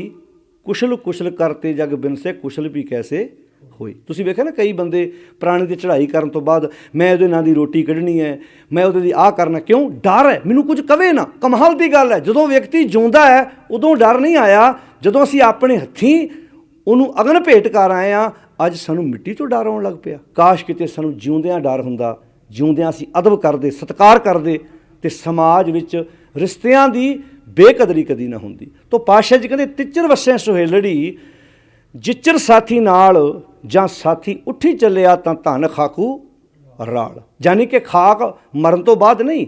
ਸਤਿਗੁਰੂ ਜੀ ਕਹਿੰਦੇ ਤੂੰ ਜਿਉਂਦੇ ਜੀ ਖਾਕ ਦੀ ਢੇਰੀ ਬਣ ਗਿਆ ਹੈ, ਜੇ ਤੂੰ ਕਿਉਂਕਿ ਭਲਕੇ ਉੱਠ ਪਪੁੱਲ ਗਿਆ ਵਿਣ ਬੁੱਝੇ ਮੁਗਦ ਅਜਾਣ, ਸੋ ਪ੍ਰਭ ਚਿਤ ਨਾ ਆਇਓ ਛੁੱਟੇਗੀ ਬੇਬਾਨ। ਜੇ ਤੈਨੂੰ ਸੱਚ ਚੇਤੇ ਨਹੀਂ ਆਇਆ ਤਾਂ ਤੂੰ ਜਿਉਂਦੇ ਹੀ ਮੜੀ ਹੈ, ਤੁਰਦੀ ਫਿਰਦੀ ਮੜੀ ਹੈ। ਤੁਸੀਂ ਯਾਦ ਕਰਨਾ ਕਦੀ ਕਬਰਸਤਾਨ ਦੇ ਲਾਗੇ, ਮੜੀਆਂ ਦੇ ਲਾਗੇ ਬੰਦੇ ਨੂੰ ਸਸਤਾ ਪਲਾਟ ਵੀ ਮਿਲਦਾ ਹੋਵੇ ਨਾ, ਸਸਤੀ ਕੋਠੀ ਵੀ ਮਿਲਦੀ ਹੋਵੇ, ਤੇ ਕਈ ਵਾਰੀ ਬੱਚੇ ਵੀ ਕਹਿੰਦੇ ਛੱਡੋ ਜੀ 24 ਘੰਟੇ ਕੋਈ ਨਾ ਕੋਈ ਲਾਸ਼ ਫੂਕਦੀ ਦਿਸੇਗੀ ਸਾਨੂੰ, ਆਪਾਂ ਕੋਈ ਵਧੀਆ ਗਾਰਡਨ ਹੋਵੇ ਜਿੱਥੇ ਫੁੱਲ ਬੂਟੇ ਹੋਣ, ਜਿੱਥੇ ਸਾਹਮਣੇ ਝੀਲ ਹੋਵੇ, ਆਪਾਂ ਉੱਥੇ ਕਰ ਲੈਂਦੇ ਹਾਂ, ਭਾਵੇਂ ਸਾਨੂੰ 2-4 ਲੱਖ ਮਹਿੰਗਾ ਵੀ ਕਿਉਂ ਨਾ ਲੈਣਾ ਪਵੇ। ਇਹਦਾ ਮਤਲਬ ਬੰਦਾ ਡਰਦਾ ਹੈ, ਭੈ ਭੀਤ ਹੈ ਵੀ ਸਾਹਮਣੇ ਮੇਰੇ ਕੋਈ ਮੁਰਦੇ ਨੂੰ ਅੱਗ ਲਾਵੇ ਕੋਈ ਨਾ ਕੋਈ, ਤੇ ਮੈਂ ਇਹੋ ਜਿਹੀ ਲਾਗੇ ਕਿਤੇ ਰਹਿਣਾ ਨਹੀਂ ਚਾਹੁੰਦਾ। ਤੇ ਕਦੀ ਨੋਟ ਕਰਿਓ ਬਾਬਾ ਫਰੀਦ ਜੀ ਦੇ ਪਾਵਨ ਸਲੋਕ ਅਸੀਂ ਪੜ੍ਹਦੇ ਹਾਂ ਨਾ, ਪਤਾ ਕੀ ਲਿਖਿਆ? ਕਹਿੰਦੇ ਬਿਰਹਾ ਬਿਰਹਾ ਆਖੀ ਹੈ, ਬਿਰਹਾ ਤੂੰ ਸੁਲਤਾਨ, ਜਿਤ ਤਨ ਬਿਰਹਾ ਨਾ ਉਪਜੈ ਸੋ ਤਨ ਜਾਣ ਮਸਾਨ। ਕਹਿੰਦੇ ਜਿਸ ਹਿਰਦੇ 'ਚ ਅਜੇ ਤੱਕ ਇਹ ਸਾਲਨ ਨਾ ਉੱਠਿਆ ਮੈਂ ਸੱਚ ਨਾਲੋਂ ਵਿਛੜਿਆ ਵਾਂ, ਕਹਿੰਦੇ ਉਹ ਹਿਰਦਾ ਤੁਰਦਾ ਫਿਰਦਾ ਮਸਾਨ ਹੈ, ਤੁਰਦੀ ਫਿਰਦੀ ਕਬਰਸਤਾਨ ਹੈ, ਤੁਰਦਾ ਫਿਰਦਾ ਕਬਰਸਤਾਨ ਹੈ, ਜਿਹਦੇ ਹਿਰਦੇ 'ਚ ਅਜੇ ਤੱਕ ਇਹ ਅਹਿਸਾਸ ਨਹੀਂ ਹੋਇਆ ਕਿ ਮੈਂ ਸੱਚ ਨਾਲੋਂ ਵਿਛੜਿਆ ਹੋਇਆ, ਸੱਚ ਨਾਲੋਂ ਮੇਰੀ ਦੂਰੀ ਪਈ ਹੋਈ ਹੈ। ਤੋ ਭਗਤ ਜੀ ਕਹਿੰਦੇ ਨੇ ਬਿਰਹਾ ਬਿਰਹਾ ਆਖੀਐ, ਬਿਰਹਾ ਤੂੰ ਸੁਲਤਾਨ, ਜਿਤ ਤਨ ਬਿਰਹਾ ਨਾ ਉਪਜੈ ਸੋ ਤਨ ਜਾਣ ਮਸਾਨ। ਫਰਕ ਇਹ ਹੈ ਉਹ ਮੁਰਦਾ ਜਿਹੜਾ ਚੜ੍ਹਾਈ ਕਰ ਜਾਂਦਾ ਉਹਨੂੰ ਅਸੀਂ ਨਵਾਉਂਦੇ ਹਾਂ, ਅਸੀਂ ਅਗਨ ਭੇਟ ਕਰਦੇ ਹਾਂ। ਫਰਕ ਇੰਨਾ ਵੀ ਇਹ ਜਿਹੜਾ ਮੁਰਦਾ ਹੈ ਇਹ ਰੋਟੀ ਵੀ ਆਪੇ ਖਾ ਲੈਂਦਾ ਹੈ, ਪਾਣੀ ਵੀ ਆਪੇ ਪੀ ਲੈਂਦਾ ਹੈ, ਨਹਾ ਵੀ ਆਪੇ ਲੈਂਦਾ ਹੈ, ਆਪਣੇ ਕਾਰੋਬਾਰ ਆਪੇ ਕਰਦਾ ਫਿਰਦਾ। ਇਹ ਬਾਣੀ 'ਚ ਲਿਖਿਆ, ਐਵੇਂ ਥੋੜ੍ਹਾ ਆਖਿਆ ਸੀ ਨਾਮ ਬਿਨਾ ਜੋ ਪਹਿਰੇ ਖਾਏ, ਜਿਉਂ ਕੂਕਰ ਜੂਠਨ ਮੈਂ ਪਾਏ, ਨਾਮ ਬਿਨਾ ਜੇਤਾ ਵਿਵਹਾਰ, ਜੋ ਮ੍ਰਿਤਕ ਮਿਥਿਆ ਸ਼ਿੰਗਾਰ। ਹੁਣ ਤੁਸੀਂ ਕਦੀ ਮੁਰਦੇ ਦਾ ਸ਼ਿੰਗਾਰ ਹੁੰਦਾ ਵੇਖਿਆ? ਕਹਿੰਦੇ ਜਦੋਂ ਤੇਰੀ ਜ਼ਿੰਦਗੀ 'ਚ ਸੱਚ ਹੈ ਨਹੀਂ, ਜਿਹੜਾ ਤੂੰ ਰੋਜ਼ ਲਿੰਬਾ ਪੋਚੀ ਕਰਦਾ ਹੈ, ਸੇਮ ਇੱਦਾਂ ਜਿਵੇਂ ਕੋਈ ਬੰਦਾ ਮੁਰਦੇ ਦਾ ਸ਼ਿੰਗਾਰ ਕਰ ਰਿਹਾ ਹੋਵੇ। ਕਹਿੰਦੇ ਕੀ ਫਾਇਦਾ ਉਹਦਾ ਸ਼ਿੰਗਾਰ ਕਰਨ ਦਾ ਜੇ ਮ੍ਰਿਤਕ ਕੋ ਚੰਦਨ ਚੜਾਵੇ। ਤੁਸੀਂ ਅੱਜ ਮ੍ਰਿਤਕ ਦੇ ਚੰਦਨ ਦਾ ਲੇਪ ਵੀ ਕਰਦੇ, ਉਸ 'ਤੇ ਕਹੋ ਕਮਨ ਫਲ ਪਾਵੇ। ਜੇ ਮ੍ਰਿਤਕ ਕੋ ਵਿਸ਼ਟਾ ਮਾਹੇ ਲੜਾਈ, ਤਾਂ ਮ੍ਰਿਤਕ ਕਾ ਕਿਆ ਘਟ ਜਾਈ। ਜੇ ਤੁਸੀਂ ਉਹਨੂੰ ਵਿਸ਼ਟਾ 'ਚ ਵੀ ਲੜਾ ਦੋਗੇ ਉਹਦਾ ਅਪਮਾਨ ਕੋਈ ਨਹੀਂ, ਤੇ ਤੁਸੀਂ ਉਹ 'ਤੇ ਚੰਦਨ ਦਾ ਲੇਪ ਵੀ ਕਰ ਦਿਓ, ਤੇ ਇਹਦੇ ਨਾਲ ਲਾਭ ਕੀ ਹੋਏਗਾ ਭਲਾ? ਉਹਨੇ ਅੱਜ ਚੰਦਨ ਕੀ ਕਰਨਾ ਹੈ? ਜਿਉਂਦੇ ਜੀ ਕਦਰ ਕਰਨੀ ਸਿੱਖਣੀ ਆਪਾਂ। ਤੋ ਕਈ ਵਾਰੀ ਮੈਂ ਜ਼ਿੰਦਗੀ 'ਚ ਨੋਟ ਕਰਦਾ, ਕਈ ਵਾਰੀ ਆਪਣੀ ਜ਼ਿੰਦਗੀ 'ਚ ਬਜ਼ੁਰਗਾਂ ਨੂੰ ਨਾ ਸਾਡੇ ਤੋਂ ਚਾਹੀਦਾ ਕੁਝ ਨਹੀਂ, ਪਰ ਇੱਕ ਵਕਤ ਹੁੰਦਾ ਜਦੋਂ ਚਾਹੁੰਦੇ ਮੇਰੇ ਨਾਲ ਕੋਈ ਗੱਲਾਂ ਕਰਨ ਵਾਲਾ ਹੋਵੇ, ਮੈਨੂੰ ਕੋਈ ਸਵੇਰੇ ਪੁੱਛਣ ਵਾਲਾ ਹੋਵੇ ਮਾਤਾ ਜੀ ਠੀਕ ਜੇ, ਤੇ ਅੱਧੀ ਬਿਮਾਰੀ ਬਿਨਾਂ ਮੈਡੀਸਨ ਤੋਂ ਮਾਂ ਦੀ ਠੀਕ ਹੋ ਜਾਂਦੀ ਹੈ। ਬਾਪ ਨੂੰ ਸਵੇਰੇ ਉੱਠ ਕੇ ਪੁੱਤ ਨੂੰ ਪੋਤਰੇ ਇੰਨੇ ਪੁੱਛਣ, ਬਾਪੂ ਜੀ ਅੱਜ ਲੇਟ ਉੱਠੇ ਜੇ, ਪਿਤਾ ਜੀ ਡੈਡੀ ਜੀ ਅੱਜ ਥੋੜ੍ਹਾ ਲੇਟ ਉੱਠੇ ਜੇ, ਸਿਹਤ ਠੀਕ ਹੈ? ਮੈਨੂੰ ਨਹੀਂ ਲੱਗਦਾ ਕਿਸੇ ਬਜ਼ੁਰਗ ਨੂੰ ਕਿਸੇ ਮੈਡੀਸਨ ਦੀ ਲੋੜ ਪਵੇਗੀ। ਅੱਜ ਪੁੱਛਣਾ ਬੰਦ ਕਰ ਦਿੱਤਾ ਹੈ। ਅਸੀਂ ਪਦਾਰਥਵਾਦੀ ਯੁੱਗ ਵਿੱਚ, ਅੱਜ ਚਮਕ ਦਮਕ ਦੇ ਦੌਰ ਵਿੱਚ, ਮੈਂ ਹੁਣੇ ਹੀ ਅੱਜ ਦਿਨ ਦੇ ਕਥਾ ਦੀਵਾਨ ਵਿੱਚ ਗੱਲ ਕਹਿ ਕੇ ਆਇਆ ਕਿ ਇਨਸਾਨੀ ਫਿਤਰਤ ਹੈ। ਪੁਰਾਣਾ ਸਮਾਂ ਹੁੰਦਾ ਸੀ ਦਾਦਿਆਂ ਕੋਲੋਂ ਪੋਤਰੇ ਪੋਤਰੀਆਂ ਨੇ ਸਾਖੀਆਂ ਸੁਣਨੀਆਂ, ਅਤੇ ਕਈ ਵਾਰੀ ਸੁਣਦਿਆਂ ਸੁਣਦਿਆਂ ਉਹਨਾਂ ਨੂੰ ਨੀਂਦ ਆ ਜਾਣੀ, ਅਤੇ ਦਾਦੇ ਨੇ ਵੀ ਆਪਣੀ ਸਫਲਤਾ ਮਹਿਸੂਸ ਕਰਨੀ ਕਿ ਸ਼ੁਕਰ ਹੈ ਮੈਂ ਕੋਈ ਕਹਾਣੀ ਸੁਣਾਈ, ਕੋਈ ਸਾਖੀ ਸੁਣਾਈ, ਅਤੇ ਮੇਰਾ ਪੁੱਤ ਪੋਤਰਾ ਮੇਰੇ ਤੋਂ ਸੁਣਦਿਆਂ ਸੁਣਦਿਆਂ ਸੌਂ ਗਿਆ। ਕੀ ਤੁਸੀਂ ਸਮਝਦੇ ਹੋ ਅਜੋਕੇ ਸਮੇਂ 'ਚ ਕਿਸੇ ਪੋਤਰੇ ਕੋਲ ਟਾਈਮ ਹੈ ਕਿ ਉਹ ਆਪਣੇ ਦਾਦੇ ਕੋਲ ਬਹਿ ਕੇ ਕਵੇ ਮੈਨੂੰ ਸਾਖੀ ਸੁਣਾ? ਕਿਉਂਕਿ ਉਹਦੇ ਕੋਲ ਮੋਬਾਈਲ ਫੜਿਆ, ਉਹਨੇ ਆਪਣੇ ਹੱਥ ਵਿੱਚ ਮੋਬਾਈਲ ਫੜਿਆ, ਉਹ ਮੋਬਾਈਲ 'ਤੇ ਲੱਗਾ ਹੋਇਆ, ਬਿਜ਼ੀ ਹਾਂ ਅਸੀਂ। ਮਸ਼ੀਨ, ਗੁੱਸਾ ਨਾ ਮਨਾਇਓ, ਮੈਂ ਗੁਰੂ ਦੀ ਹਜ਼ੂਰੀ ਵਿੱਚ ਅਕਸਰ ਗੱਲਾਂ ਕਰਦਾ, ਅਸੀਂ ਔਲਾਦ ਨਹੀਂ, ਅਸੀਂ ਮਸ਼ੀਨਾਂ ਤਿਆਰ ਕਰ ਰਹੇ ਹਾਂ। ਮਸ਼ੀਨਾਂ ਤਿਆਰ ਹੋ ਰਹੀਆਂ ਨੇ, ਮਸ਼ੀਨਾਂ ਤਿਆਰ ਹੋਣਗੀਆਂ ਨੋਟ ਛਾਪਣ ਵਾਲੀਆਂ, ਨੋਟ ਛਪਣਗੇ, ਤਰ੍ਹਾਂ ਤਰ੍ਹਾਂ ਦੇ ਡਾਲਰ ਪਾਉਂਡ ਇਹ ਕਰੰਸੀ ਪੈਦਾ ਹੋਏਗੀ। ਪਰ ਜਿਹੜਾ ਰਹੱਸ ਹੈ, ਜਿਹੜਾ ਇੱਕ ਦੂਜੇ ਨਾਲ ਗੱਲਾਂ ਬਾਤਾਂ ਕਰਨੀਆਂ, ਅੱਜ ਹੋੜ ਲੱਗੀ ਹੋਈ ਹੈ ਇਸ ਦੇਸ਼ ਨੂੰ ਛੱਡ ਕੇ ਵਿਦੇਸ਼ ਜਾਣ ਦੀ। ਮੈਂ ਸਭ ਤੋਂ ਵੱਧ ਡਿਪਰੈਸ਼ਨ ਦੇ ਸ਼ਿਕਾਰ ਬਾਹਰਲੀਆਂ ਦੁਨੀਆ 'ਚ ਲੋਕ ਵੇਖੇ ਨੇ। ਵਜ੍ਹਾ ਕੀ ਹੈ? ਮਸ਼ੀਨ ਬਣ ਗਏ। ਮੈਂ ਨਹੀਂ ਕਹਿੰਦਾ ਕਿ ਸਾਨੂੰ ਇੱਕ ਦੇਸ਼ ਤੋਂ ਦੂਜੇ ਦੇਸ਼ ਨਹੀਂ ਜਾਣਾ ਚਾਹੀਦਾ, ਜਾਓ, ਜਮ ਜਾਓ, ਪਰ ਇਹ ਭੁਲੇਖਾ ਦਿਮਾਗ 'ਚੋਂ ਕੱਢ ਦੇਣਾ ਹੈ ਕਿ ਇੱਕ ਦੇਸ਼, ਇੱਕ ਜਗ੍ਹਾ, ਇੱਕ ਸਟੇਟ, ਇੱਕ ਇਲਾਕਾ, ਇੱਕ ਪਿੰਡ, ਇੱਕ ਘਰ ਛੱਡਣ ਨਾਲ ਸ਼ਾਇਦ ਮੈਂ ਸੁਖੀ ਹੋ ਜਾਣਾ। ਸੁੱਖ ਮੇਰੇ ਅੰਦਰ ਹੈ। ਜਿਹਨੂੰ ਬਾਣੀ 'ਚ ਲਿਖਿਆ, ਮਨ ਰੇ ਥਿਰ ਰਹੋ, ਮਤ ਕਤ ਜਾਹੀ ਜਿਓ, ਬਾਹਰ ਢੂੰਡਤ ਬਹੁਤ ਦੁੱਖ ਪਾਵੇਂ, ਘਰ ਅੰਮ੍ਰਿਤ ਘਟ ਮਾਹੀ ਜਿਓ। ਤੋ ਹਜ਼ੂਰ ਕਹਿੰਦੇ ਨੇ, ਤਿੱਚਰ ਵਸੈ ਸੁਹੇਲੜੀ, ਜਿੱਚਰ ਸਾਥੀ ਨਾਲ, ਜਾਂ ਸਾਥੀ ਉੱਠੀ ਚੱਲਿਆ ਤਾਂ ਧਨ ਖਾਕੂ ਰਾਲ। ਕਹਿਣ ਲੱਗੇ, ਜਿੱਚਰ ਵਸਿਆ ਕੰਤ ਘਰ, ਜਦੋਂ ਤੱਕ ਕੰਤ ਅੰਦਰ ਵਸਦਾ ਸੀ, ਸੱਚ ਅੰਦਰ ਸੀ, ਜਿਉ ਜਿਉ ਸਭ ਕਹਾਤ। ਬੰਦੇ 'ਚ ਗੁਣ ਹੋਵੇ, ਪਰਿਵਾਰ ਦੇ ਜੀ ਅੱਗੇ ਪਿੱਛੇ ਭੱਜੇ ਫਿਰਦੇ ਆ। ਰਿਸਪੈਕਟ ਕਾਹਦੀ ਆ? ਉਹਦੇ ਗੁਣਾਂ ਦੀ, ਕਦਰ ਹੈ ਉਹਦੇ ਗੁਣ ਦੀ। ਕਹਿੰਦੇ, ਜਿੱਚਰ ਵਸਿਆ ਕੰਤ ਘਰ, ਜਿਉ ਜਿਉ ਸਭ ਕਹਾਤ। ਕਹਿਣ ਲੱਗੇ, ਜਾਂ ਉੱਠੀ ਚਲਸੀ ਕੰਤੜਾ, ਤਾਂ ਕੋਈ ਨਾ ਪੁੱਛੇ ਤੇਰੀ ਬਾਤ। ਜਿੱਦਣ ਅੰਦਰੋਂ ਕੰਤ ਹੀ ਉੱਠ ਗਿਆ, ਜਦੋਂ ਸੱਚ ਨਿਕਲ ਗਿਆ, ਤੇਰੀ ਜ਼ਿੰਦਗੀ 'ਚੋਂ ਗੁਣਾ ਰੂਪੀ ਭੌਰਾ ਖੰਭ ਲਾ ਕੇ ਉੱਡ ਗਿਆ, ਤੇਰੀ ਕਿਹਨੇ ਬਾਤ ਪੁੱਛਣੀ ਹੈ? ਇਸ ਕਰਕੇ ਕੀ ਕਰ, ਪਈੜੇ ਸਹਿ ਸੇਵ ਤੂੰ, ਸਹੁਰੜੇ ਸੁੱਖ ਵਸ। ਜਿਵੇਂ ਆਪਣੀ ਦੁਨਿਆਵੀ ਤੌਰ 'ਤੇ ਨਹੀਂ ਧੀਆਂ ਨੂੰ ਸਿਖਾਇਆ ਜਾਂਦਾ ਵੀ ਧੀਏ, ਦਾਦੀ ਕਈ ਵਾਰੀ ਕਹਿੰਦੀ ਹੈ, ਦਾਦਾ ਕਹਿੰਦਾ, ਪੁੱਤ ਪੇਕੇ ਘਰ ਕੋ ਗੁਣ ਸਿੱਖ ਲਾ, ਸਹੁਰੇ ਘਰ ਵਸਣਾ ਸੁਖੀ ਹੋ ਜੂ। ਇਹ ਧੀਆਂ ਨੂੰ ਪੇਕੇ ਘਰ, ਮਾਂ ਬਾਪ ਨੂੰ। ਅਤੇ ਮੈਂ ਅਕਸਰ ਗੱਲਾਂ ਕਰਦਾ ਹੁੰਦਾ ਆਪਣੇ ਬੱਚਿਆਂ ਨੂੰ, ਘਰ ਕੋ ਮਹਿਮਾਨ ਆਵੇ, ਉਹਨਾਂ ਨੂੰ ਰੋਟੀ ਪਾਣੀ, ਚਾਹ ਪਾਣੀ ਪੁੱਛਣਾ ਬੱਚਿਆਂ ਨੂੰ ਸਿਖਾਉਣ ਦੀ ਸਾਨੂੰ ਜ਼ਰੂਰਤ ਹੈ। ਮੁੱਢਲੀਆਂ ਗੱਲਾਂ, ਭਾਵੇਂ ਸਾਡਾ ਬੱਚਾ ਜਿੱਡੇ ਮਰਜ਼ੀ ਉੱਚੇ ਅਹੁਦੇ 'ਤੇ ਪਹੁੰਚ ਜਾਏ, ਪਰ ਜਿਹੜੀਆਂ ਘਰੇਲੂ ਨਿੱਕੀਆਂ ਨਿੱਕੀਆਂ ਗੱਲਾਂ ਨੇ, ਉਹਨਾਂ ਵੱਲ ਧਿਆਨ ਦੇਣਾ ਬਹੁਤ ਜ਼ਰੂਰੀ ਆ। ਤੋ ਜਿਹੜੀ ਇੱਥੇ ਸ਼ਬਦ ਵਰਤਿਆ, ਪਈੜੇ ਸਹਿ ਸੇਵ ਤੂੰ, ਸਹੁਰੜੇ ਸੁੱਖ ਵਸ, ਹੈ ਤਾਂ ਦੁਨਿਆਵੀ ਐਗਜ਼ੈਂਪਲ ਕਿ ਜਿਹੜੀ ਧੀ ਪੇਕੇ ਘਰ 'ਚ ਗੁਣ ਸਿੱਖ ਲੈਂਦੀ ਆ।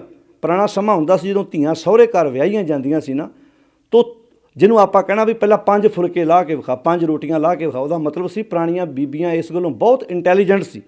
ਉਹ ਆਪਾਂ ਨੂੰ ਲੱਗਦਾ ਸੀ ਭੋੜੀਆਂ, ਪਰ ਬਹੁਤ ਦੂਰ ਹੁੰਦੇ ਸੀ, ਜਿਨ੍ਹਾਂ ਨੇ 2-2 3-3 ਦਰਾਣੀਆਂ ਦੇ ਵਿੱਚ ਆਪਣਾ ਜੀਵਨ ਗੁਜ਼ਾਰਿਆ। ਹੁਣ ਤਾਂ ਸੁੱਖ ਨਾਲ ਇੱਕ ਹੈ, ਹੁਣ ਤਾਂ ਉਹ ਚੀਜ਼ ਨਹੀਂ। ਜਿਹੜੀਆਂ 2-2 3-3 ਦਰਾਣੀਆਂ ਜਠਾਣੀਆਂ 'ਚ ਵੀ ਰਹਿੰਦੀਆਂ ਸੀ, ਉਹ ਇੱਦਾਂ ਇਮਤਿਹਾਨ ਲੈਂਦੀਆਂ ਸੀ, 5 ਫੁਲਕੇ ਬਣਾ ਕੇ ਅੱਜ ਅਸੀਂ ਚੌਂਕੇ ਲਾਉਣਾ ਆਪਣੀ ਨੂੰਹ ਨੂੰ। ਉਹਦਾ ਮਤਲਬ ਸੀ ਵੀ ਭਲਾ ਇਹਨੂੰ ਰੋਟੀ ਪਕਾਉਣੀ ਆਉਂਦੀ ਹੈ, ਭਲਾ ਇਹਨੂੰ ਆਟਾ ਗੁੰਨਣਾ ਆਉਂਦਾ ਹੈ, ਇਹਨੂੰ ਸਬਜ਼ੀ ਬਣਾਉਣੀ ਆਉਂਦੀ ਹੈ। ਇਹ ਮੁੱਢਲੀਆਂ ਗੱਲਾਂ ਸੀ, ਇਹ ਤੋਂ ਸ਼ੁਰੂਆਤ ਸੀ। ਅਤੇ ਹੁਣ ਜਿਹੜੀ ਧੀ ਨੇ ਪੇਕੇ ਸਿੱਖਿਆ ਹੋਊਗਾ, ਭਲਾ ਦੱਸਿਓ, ਜੇ ਉਹਨੇ ਆਟਾ ਗੁੰਨਿਆ ਹੋਏਗਾ, ਉਹਨੇ ਸਬਜ਼ੀ ਪੇਕੇ ਬਣਾਈ ਹੋਏਗੀ, ਚਾਹ ਉਹਨੇ ਪੇਕੇ ਬਣਾਈ ਹੋਏਗੀ, ਚੌਲ ਉਹਨੇ ਆਪਣੇ ਹੱਥੀਂ ਬਣਾਏ ਹੋਣਗੇ, ਇਮਾਨਦਾਰੀ ਨਾਲ ਸੋਚਿਓ, ਉਹਨੂੰ ਸਹੁਰੇ ਘਰ ਜਾ ਕੇ ਤਰੇੜੀ ਆਊ ਭਲਾ। ਉਹਨੇ ਕਹਿਣਾ, ਲਿਆ ਮੈਂ ਤਾਂ ਭਾਵੇਂ 10 ਮਹਿਮਾਨ ਆ ਜਾਣ, ਮੈਂ ਤਾਂ ਮਿੰਟਾਂ ਸਕਿੰਟਾਂ 'ਚ ਕੰਮ ਕਰ ਲੂੰ। ਅਤੇ ਜੇ ਉਹਨੇ ਪੇਕੇ ਨਾ ਸਿੱਖਿਆ ਹੋਇਆ, ਅਤੇ ਫਿਰ ਉਹਨੇ ਕਹਿਣਾ, ਜੀ 4 ਮਹਿਮਾਨ ਆ ਗਏ ਆ, ਰੈਸਟੋਰੈਂਟ ਫੋਨ ਕਰੋ, ਹੋਮ ਡਿਲੀਵਰੀ ਫ੍ਰੀ ਆ, ਘਰੇ ਪਹੁੰਚ ਜਾਣਾ। ਇੱਥੋਂ ਵਿਗਾੜ ਮੈਂ ਆਪਣੀ ਜ਼ਿੰਦਗੀ 'ਚ ਪੈਦਾ ਵੇਖੇ, ਜਿੱਥੇ 100 ਆਨੰਦ ਕਾਰਜ ਗੁਰੂ ਦੀ ਹਜ਼ੂਰੀ 'ਚ ਹੋਏ, ਅਤੇ ਨਿੱਕੀਆਂ ਨਿੱਕੀਆਂ ਗੱਲਾਂ ਕਰਕੇ ਤਲਾਕ ਹੋ ਗਏ, ਨੌਬਤਾਂ ਆ ਗਈਆਂ, ਬਾਅਦ ਵਿੱਚ ਬਲੇਮ ਲਾਏ ਜਾਂਦੇ ਜੀ, ਦਾਜ ਮੰਗਦੇ ਸੀ, ਗੱਲਾਂ ਕੁਝ ਹੋਰ ਹੁੰਦੀਆਂ। ਇੱਥੇ ਜਿਹੜਾ ਸ਼ਬਦ ਵਰਤਿਆ ਬੜਾ ਪਿਆਰਾ ਹੈ ਕਿ ਪਈੜੇ ਸਹਿ ਸੇਵ ਤੂੰ, ਸਹੁਰੜੇ ਸੁੱਖ ਵਸ। ਬਾਣੀ ਵਿੱਚ ਪੇਕਾ ਘਰ ਪਤਾ ਕਿਹਨੂੰ ਆਖਿਆ ਹੈ? ਪੇਕਾ ਘਰ ਹੈ ਸੰਸਾਰ। ਧਿਆਨ ਨਾਲ ਸੁਣਿਓ, ਸੰਸਾਰ ਪੇਕਾ ਘਰ ਹੈ ਅਤੇ ਗੁਰੂ ਵਾਲਾ ਪਾਸਾ ਸਹੁਰਾ ਘਰ ਹੈ। ਹੁਣ ਬੜੀ ਪਿਆਰੀ, ਬੜੀ ਡੂੰਘੀ ਗੱਲ ਕੀਤੀ ਇੱਥੇ ਗੁਰੂ ਪਾਤਸ਼ਾਹ ਜੀ ਨੇ। ਜਦੋਂ ਲੜਕੀ ਆਪਣੇ ਪੇਕੇ ਘਰ ਰਹਿੰਦੀ ਹੈ, ਜਦੋਂ ਆਪਣੇ ਪੇਕੇ ਘਰ ਰਹਿੰਦੀ ਹੈ, ਕੁਦਰਤੀ ਗੱਲ ਹੈ, ਉਹਦਾ ਆਪਣੀ ਮਾਂ ਵੱਲ ਧਿਆਨ ਹੋਏਗਾ, ਆਪਣੇ ਪਿਤਾ ਵੱਲ ਧਿਆਨ ਹੋਏਗਾ, ਆਪਣੇ ਭੈਣਾਂ ਭਰਾਵਾਂ ਵੱਲ ਧਿਆਨ ਹੁੰਦਾ। ਪਰ ਜਦੋਂ ਸਹੁਰੇ ਘਰ ਵਿਆਹੀ ਜਾਂਦੀ ਹੈ, ਜਦੋਂ ਸਹੁਰੇ ਘਰ ਵਿਆਹੀ ਜਾਂਦੀ ਆ, ਸਹੁਰੇ ਘਰ ਗਈ, ਸਾਲ ਰਹੀ, 2 ਸਾਲ ਰਹੀ, 5 ਸਾਲ, 10 15 20 ਸਾਲ, ਅੱਜ ਬੱਚੇ ਜਵਾਨ ਹੋ ਗਏ, ਅੱਜ ਉਹ ਆਪਣੇ ਪੇਕੇ ਇੱਕ ਰਾਤ ਰਹਿੰਦੀ ਹੈ, ਇੱਕ ਰਾਤ ਆਪਣੇ ਪੇਕੇ ਜਾਂਦੀ ਹੈ, ਪਰ ਉਹਦਾ ਧਿਆਨ ਕਿੱਥੇ ਹੈ? ਬੱਚੇ ਨਾਲ ਲੈ ਕੇ ਨਹੀਂ ਗਈ, ਗਈ ਇੱਕ ਰਾਤ ਲਈ ਹੈ, ਸੁੱਤੀ ਆਪਣੇ ਪੇਕੇ ਘਰ ਹੈ। ਧਿਆਨ ਇਹ ਹੈ, ਮੇਰੀ ਬੱਚਿਆਂ ਨੇ ਅੱਜ ਨਾਸ਼ਤਾ ਕੀਤਾ ਹੋਏਗਾ, ਮੇਰੇ ਬੱਚੇ ਸਕੂਲ ਚਲੇ ਗਏ ਹੋਣਗੇ, ਮੇਰੇ ਬੱਚਿਆਂ ਨੂੰ ਕੋਈ ਮੁਸ਼ਕਿਲ ਤਾਂ ਨਹੀਂ ਆਈ ਹੋਏਗੀ। ਕਮਾਲ ਦੀ ਗੱਲ ਹੈ, ਇੱਕ ਰਾਤ ਪੇਕੇ ਗਈ ਅਤੇ ਧਿਆਨ ਸਹੁਰੇ ਪਰਿਵਾਰ 'ਚ ਹੈ। ਸਹੁਰੇ ਪਰਿਵਾਰ 'ਚ ਇੰਨੇ ਸਾਲ ਰਹੀ, ਕਦੀ ਪੁੱਛਿਆ ਮਾਂ ਰੋਟੀ ਖਾਧੀ, ਬਾਪੂ ਜੀ ਪਾਣੀ ਪੀਤਾ? ਕਿਉਂਕਿ ਪੇਕੇ ਘਰ ਰਹਿ ਕੇ ਉਹਨੇ ਸਾਰਾ ਕੁਝ ਸਿੱਖ ਲਿਆ ਸੀ, ਹੁਣ ਸਹੁਰੇ ਘਰ ਨਾਲ ਅਟੈਚਮੈਂਟ ਹੋ ਗਈ। ਕਮਾਲ ਦੀ ਗੱਲ ਹੈ, ਪੇਕੇ ਘਰ ਇੱਕ ਰਾਤ ਰਹੀ ਅਤੇ ਧਿਆਨ ਸਹੁਰੇ ਪਰਿਵਾਰ 'ਚ ਹੈ, ਕਿਉਂਕਿ ਉੱਥੇ ਸਾਰਾ ਪਰਿਵਾਰ ਉਹਦਾ ਆਪਣਾ ਹੈ। ਸਹੁਰੇ ਪਰਿਵਾਰ 'ਚ ਇੰਨੇ ਰਾਤਾਂ ਰਹੀ ਹੈ, ਇੰਨੇ ਸਾਲ ਰਹੀ ਆ, ਰੋਜ਼ ਧਿਆਨ ਥੋੜ੍ਹਾ ਐਸਾ ਨਹੀਂ ਧੀਆਂ ਦੇ ਦਿਮਾਗ 'ਚੋਂ ਪੇਕਾ ਵਿਸਰ ਜਾਂਦਾ ਹੈ, ਪਰ ਜਿੰਨੀ ਅਟੈਚਮੈਂਟ, ਜਿੰਨੀ ਖਿੱਚ ਉਹਦੇ ਆਪਣੇ ਬੱਚਿਆਂ ਪ੍ਰਤੀ, ਆਪਣੇ ਪਰਿਵਾਰ ਪ੍ਰਤੀ ਹੈ, ਉਨੀ ਖਿੱਚ ਆਪਣੇ ਰੋਜ਼ ਥੋੜ੍ਹਾ ਫੋਨ ਕਰਕੇ ਪੁੱਛੇਗੀ ਵੀ ਭਰਜਾਈ ਮਾਂ ਨੇ ਰੋਟੀ ਖਾਧੀ, ਬਾਪੂ ਜੀ ਨੇ ਰੋਟੀ ਖਾਧੀ ਹੈ, ਪਰ ਉੱਥੇ ਇੱਕ ਰਾਤ ਲਈ ਵੀ ਗਈ ਤੇ ਧਿਆਨ ਆਪਣੇ ਬੱਚਿਆਂ ਵਿੱਚ ਆਇਆ। ਇੱਥੇ ਪੇਕਾ ਘਰ ਹੈ ਸਾਡਾ ਸੰਸਾਰ ਵਾਲਾ ਪੱਖ, ਚਾਹੇ ਦੁਕਾਨ ਹੈ, ਚਾਹੇ ਸਾਡੀ ਫੈਕਟਰੀ ਹੈ, ਚਾਹੇ ਸਾਡੀ ਖੇਤੀ ਹੈ, ਚਾਹੇ ਸਾਡਾ ਕਾਰੋਬਾਰ ਹੈ।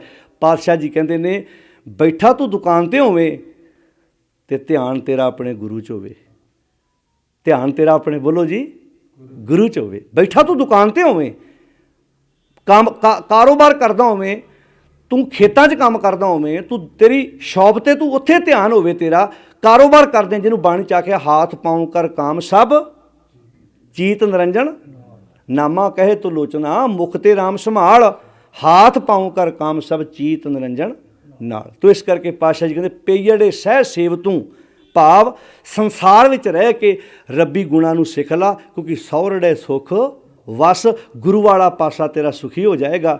ਕਹਿਣ ਲੱਗੇ ਗੁਰ ਮਿਲ ਚੱਜ ਅਚਾਰ ਸਿੱਖ, ਗੁਰੂ ਨੂੰ ਮਿਲ ਕੇ ਆਪਣੀ ਜ਼ਿੰਦਗੀ ਚੱਜ ਅਚਾਰ ਸਿੱਖ ਲਾ, ਗੁਣ ਸਿੱਖ ਲਾ, ਕਰੈਕਟਰ।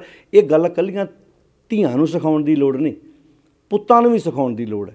ਤੁਸੀਂ ਸਾਰੇ ਪਰਿਵਾਰਾਂ ਵਾਲੇ ਬੈਠੇ ਹੋ, ਆਪਾਂ ਇਹ ਤਾਂ ਉਮੀਦ ਲਾਉਂਦੇ ਹਾਂ ਸਾਨੂੰ ਨੂੰਹ ਚੰਗੀ ਮਿਲੇ। ਤੁਸੀਂ ਪੁੱਤ ਵਿਆਹੁਣਾ, ਆਪਾਂ ਉਮੀਦ ਲਾਉਂਦੇ ਵੀ ਨੂੰਹ ਇੱਦਾਂ ਦੀ ਮਿਲੇ ਜਿਹੜੀ ਸਾਰੇ ਪਰਿਵਾਰ ਦੀ ਰਿਸਪੈਕਟ ਕਰੇ, ਪਰ ਆਪਣਾ ਪੁੱਤ ਜਵਾਨ ਹੋ ਰਿਹਾ, ਅਗਲੇ ਵੀ ਉਮੀਦ ਲਾਉਂਦੇ ਆ ਸਾਨੂੰ ਜਵਾਈ ਚੰਗਾ ਮਿਲੇ।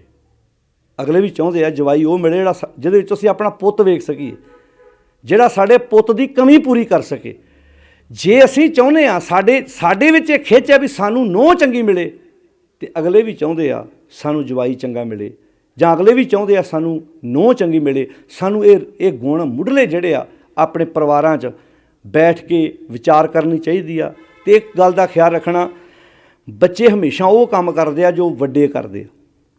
ਜਿੰਨੇ ਮਰਜ਼ੀ ਲੈਕਚਰ ਕਰ ਲਓ, ਜਿੰਨੇ ਮਰਜ਼ੀ ਉਹਨਾਂ ਸਾਹਮਣੇ ਭਾਸ਼ਣ ਝਾੜ ਲਓ, ਪਰ ਜਦੋਂ ਤੁਸੀਂ ਰਿਸਪੈਕਟ ਨਾਲ ਘਰ 'ਚ ਬਜ਼ੁਰਗਾਂ ਨੂੰ ਬੁਲਾਉਂਦੇ ਆ, ਬੱਚਿਆਂ ਦੇ ਦਿਮਾਗ 'ਚ ਆਪਣੇ ਆਪ ਹੀ ਉਹ ਚੀਜ਼ਾਂ ਘਰ ਕਰ ਜਾਂਦੀਆਂ ਕਿ ਇੱਦਾਂ ਮੇਰੇ ਦਾਦਾ ਜੀ ਦਾ ਸਤਿਕਾਰ ਹੁੰਦਾ, ਇੱਦਾਂ ਮੇਰੀ ਦਾਦੀ ਜੀ ਦਾ ਸਤਿਕਾਰ ਹੁੰਦਾ, ਅਸੀਂ ਵੀ ਇੱਦਾਂ ਹੀ ਆਪਣੇ ਆਉਣ ਵਾਲੇ ਸਮੇਂ 'ਚ ਆਪਣੇ ਮਾਂ ਬਾਪ ਦੀ ਰਿਸਪੈਕਟ ਕਰਨੀ ਆ। ਇੱਥੇ ਸ਼ਬਦ ਵਰਤਿਆ ਗੁਰ ਮਿਲ, ਆਪਣੇ ਗੁਰੂ ਨੂੰ ਮਿਲ ਕੇ ਚੱਜ ਅਚਾਰ ਸਿੱਖ। ਮਹਾਰਾਜ ਕੀ ਫਾਇਦਾ ਹੋਏਗਾ? ਕਹਿੰਦੇ ਤੁਧ ਕਦੇ ਨਾ ਲੱਗਿਆ ਦੁੱਖ। ਅੱਜ ਦੁਨੀਆ ਦਾ ਹਰ ਬੰਦਾ ਸੁਖੀ ਹੋਣਾ ਚਾਹੁੰਦਾ ਹੈ ਨਾ। ਕਹਿੰਦੇ ਆਹ ਨੁਕਤਾ ਬਣਾ ਲਓ, ਗੁਣ ਮਿਲ ਸਿੱਖ ਲਓ, ਚੱਜ ਅਚਾਰ ਸਿੱਖ ਲਓ, ਦੁੱਖਾਂ ਤੋਂ ਆਪਣੇ ਆਪ ਖਹਿੜਾ ਛੁੱਟ ਜਾਣਾ ਹੈ। ਅਤੇ ਇੱਕ ਗੱਲ ਦਾ ਖਿਆਲ ਕਰਿਓ, ਜ਼ਿੰਦਗੀ ਦੇ ਵਿੱਚ ਨਾ ਮਨੁੱਖ ਜਿੰਨੇ ਵੀ ਯਤਨ ਕਰਦਾ ਸੁਖ ਲਈ ਆ, ਦੁੱਖ ਲਈ ਤੇ ਯਤਨ ਹੀ ਕੋਈ ਨਹੀਂ ਕਰਦਾ। ਯਤਨ ਬਹੁਤ ਸੁੱਖ ਕੇ ਕੀਏ, ਦੁੱਖ ਕੋ ਕੋਈ। ਕਿਸੇ ਬੰਦੇ ਨੂੰ ਪੁੱਛੋ ਵੀ ਤੁਸੀਂ ਕਦੀ ਟਾਰਗੇਟ ਮਿੱਥ ਕੇ ਦੁੱਖਾਂ ਵਾਲਾ ਕੰਮ ਕੀਤਾ?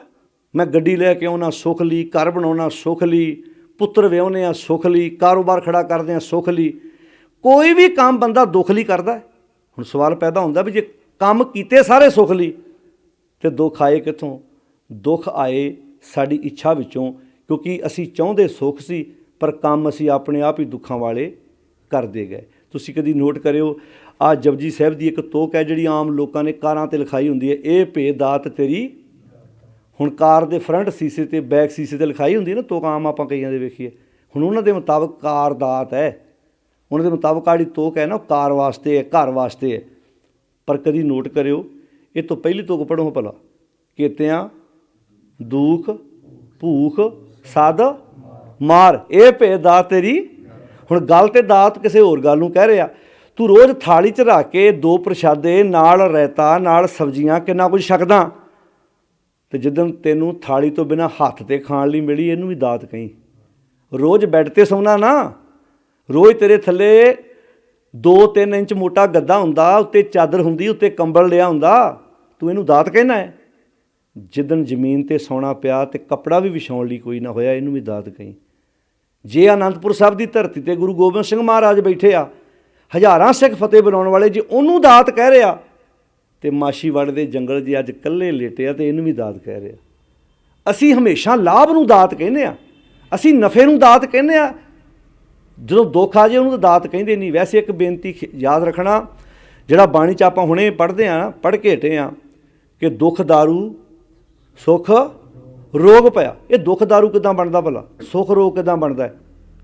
ਇੱਕ ਬੰਦਾ ਸਵੇਰੇ ਉੱਠ ਕੇ ਵਾਕ ਕਰਦਾ, ਨੀਂਦ ਤਿਆਗਣੀ ਔਖੀ ਹੈ ਨਾ, ਜਿਹੜਾ ਬੰਦਾ ਸਵੇਰੇ ਉੱਠ ਕੇ ਵਾਕ ਕਰਦਾ ਜੀ ਤੇ ਉਹਦਾ ਵੀ ਕਰਦਾ ਸੌਣ ਨੂੰ। ਹੈ ਤੇ ਦੁੱਖ ਜਿਹੜਾ ਜਿਮ ਜਾਂਦਾ, ਜਿਹੜੇ ਜਿਮ ਜਾਂਦੇ ਆ ਪੂਰਾ ਡਾਈਟ ਪਲਾਨ ਤਿਆਰ ਕੀਤਾ ਵੀ ਆਹ ਖਾਣਾ, ਆਹ ਨਹੀਂ ਖਾਣਾ, ਇੱਦਾਂ ਖਾਣਾ। ਤੁਸੀਂ ਕੀ ਸੋਚਦੇ ਹੋ ਵੀ ਉਹਨਾਂ ਲਾਗੇ ਜਦੋਂ ਕੋਈ ਲੋਕ ਤਰੀਆਂ ਚੀਜ਼ਾਂ ਖਾਂਦੇ ਆ, ਵਧੀਆ ਵਧੀਆ ਪਕਵਾਨ ਖਾਂਦੇ, ਦਿਲ ਨਹੀਂ ਕਰਦਾ ਉਹਨਾਂ ਦਾ ਖਾਣ ਨੂੰ? ਕਰਦਾ ਹੈ, ਪਰ ਉਹ ਇਸ ਚੀਜ਼ ਨੂੰ ਉਹ ਇਹਦੇ ਵਿੱਚੋਂ ਲੰਘਦੇ ਆ, ਸਰੀਰ ਨੂੰ ਕਸ਼ਟ ਦਿੰਦੇ ਆ, ਉਹ ਆਪਣਾ ਪਰਹੇਜ਼ ਕਰਦੇ ਆ, ਪਰ ਇਸੇ ਦੁੱਖ ਵਿੱਚੋਂ ਉਹਨਾਂ ਨੂੰ ਕੀ ਮਿਲਣਾ ਬਾਅਦ 'ਚ ਭਲਾ? ਬੋਲੋ ਜੀ। ਮੰਨ ਲਓ ਹੁਣ ਤੁਹਾਡੇ ਲਾਗੇ ਕੋਈ ਬੰਦਾ ਜਿਮ ਜਾਂਦਾ, ਉਹ ਆਪਣਾ ਉਸ ਹਿਸਾਬ ਨਾਲ ਉਹਨੇ ਡਾਈਟ ਪਲਾਨ ਤਿਆਰ ਕੀਤਾ, ਇੰਨਾ ਖਾਣਾ, ਸਵੇਰੇ ਉੱਠ ਕੇ 2-4 ਕਿਲੋਮੀਟਰ ਤੁਰਦਾ ਹੈ, ਜੀ ਤੇ ਉਹਦਾ ਵੀ ਕਰਦਾ ਦੂਜੇ ਨੂੰ ਮੈਂ ਵੀ 7 ਵਜੇ ਤੱਕ ਲੇਟਿਆ ਰਵਾਂ, ਜੀ ਉਹਦਾ ਵੀ ਕਰਦਾ, ਪਰ ਉਹ ਕਹਿੰਦਾ ਸਰੀਰ ਨੂੰ ਕਸ਼ਟ ਦੇ ਰਿਹਾ, ਪਰ ਇਸ ਕਸ਼ਟ ਵਿੱਚੋਂ, ਇਸ ਦੁੱਖ ਵਿੱਚੋਂ ਕੀ ਨਿਕਲਣਾ ਭਲਾ? ਸੁੱਖ ਨਿਕਲਣਾ। ਹੁਣ ਜਿਹੜੇ ਵਿਅਕਤੀ ਉੱਚੇ ਅਹੁਦਿਆਂ 'ਤੇ ਗਏ ਆ, ਦਿਲ ਉਹਨਾਂ ਦਾ ਵੀ ਕਰਦਾ ਸੀ ਸੌਣ ਨੂੰ, ਦਿਲ ਉਹਨਾਂ ਦਾ ਵੀ ਕਰਦਾ ਸੀ ਖੇਡਾਂ ਮੱਲਾਂ ਕਰਨ ਨੂੰ, ਪਰ ਉਹਨਾਂ ਨੇ ਕੀ ਕੀਤਾ? ਉਹ ਨੀਂਦ ਨਾਲ ਲੜੇ, ਭੁੱਖ ਨਾਲ ਲੜੇ, ਪਿਆਸ ਨਾਲ ਲੜੇ। ਮੈਂ ਕੱਲ੍ਹ ਗੱਲ ਕੀਤੀ ਸੀ, ਜਦੋਂ ਬੰਦਾ ਟਰੱਕ ਚਲਾਉਂਦਾ, ਗੱਡੀ ਚਲਾਉਂਦਾ ਹੈ ਨਾ, ਉਹਦਾ ਦਿਲ ਕਰਦਾ ਕੁਝ ਖਾਣ ਨੂੰ, ਪਰ ਉਹ ਭੁੱਖ ਨਾਲ ਵੀ ਲੜਦਾ ਹੈ। ਕਹਿੰਦਾ ਜੇ ਹੁਣ ਰੋਟੀ ਖਾ ਲਈ ਤਾਂ ਨੀਂਦ ਆ ਜਾਣੀ ਆ, ਅਤੇ ਜੇ ਨੀਂਦ ਆ ਗਈ ਤਾਂ ਮੈਂ ਲੋਡ ਲਾਉਣਾ ਹੈ। ਮੈਂ ਇਹਦੇ ਬਜਾਏ ਹੁਣ ਇੱਕ ਵਿਅਕਤੀ ਸੁੱਖ ਰਹਿਣ ਗਿੱਝਾ ਹੁੰਦਾ, ਉਹ ਮਹੀਨੇ 'ਚ 5 ਲੋਡ ਲਾਉਂਦਾ ਹੈ। ਜਿਹੜਾ ਬੰਦਾ ਆਪਣੇ ਆਪ ਨਾਲ ਲੜਦਾ ਹੈ, ਉਹ 7-8 ਲੋਡ ਲਾ ਕੇ ਆਪਣੇ ਪਰਿਵਾਰ ਦੇ ਖਰਚੇ ਚਲਾਉਂਦਾ ਹੈ। ਕੋਈ ਵੀ ਕੰਮ ਸੌਖਾ ਨਹੀਂ, ਹਰ ਜਗ੍ਹਾ ਤੁਹਾਨੂੰ ਮਿਹਨਤ ਕਰਨੀ ਪੈਂਦੀ ਹੈ, ਮੁਸ਼ੱਕਤ ਕਰਨੀ ਪੈਂਦੀ ਹੈ। ਮੈਂ ਵਿਦੇਸ਼ਾਂ 'ਚ ਆਹ ਵੇਖਿਆ, ਕਈ ਬੱਚੇ 2-2 ਜੋਬਾਂ ਕਰਦੇ ਆ। ਪਤਾ ਹੈ ਕਿ ਸਾਡੇ ਮਾਂ-ਬਾਪ ਨੇ ਬੜੀ ਮਿਹਨਤ ਨਾਲ, ਬੜੇ ਕਸ਼ਟ ਨਾਲ ਸਾਨੂੰ ਭੇਜਿਆ, ਅਤੇ ਅਸੀਂ ਹੁਣ ਆਪਣੇ ਮਾਂ-ਬਾਪ ਦੀ ਪਿੱਠ ਨਹੀਂ ਲੱਗਣ ਦੇਣੀ।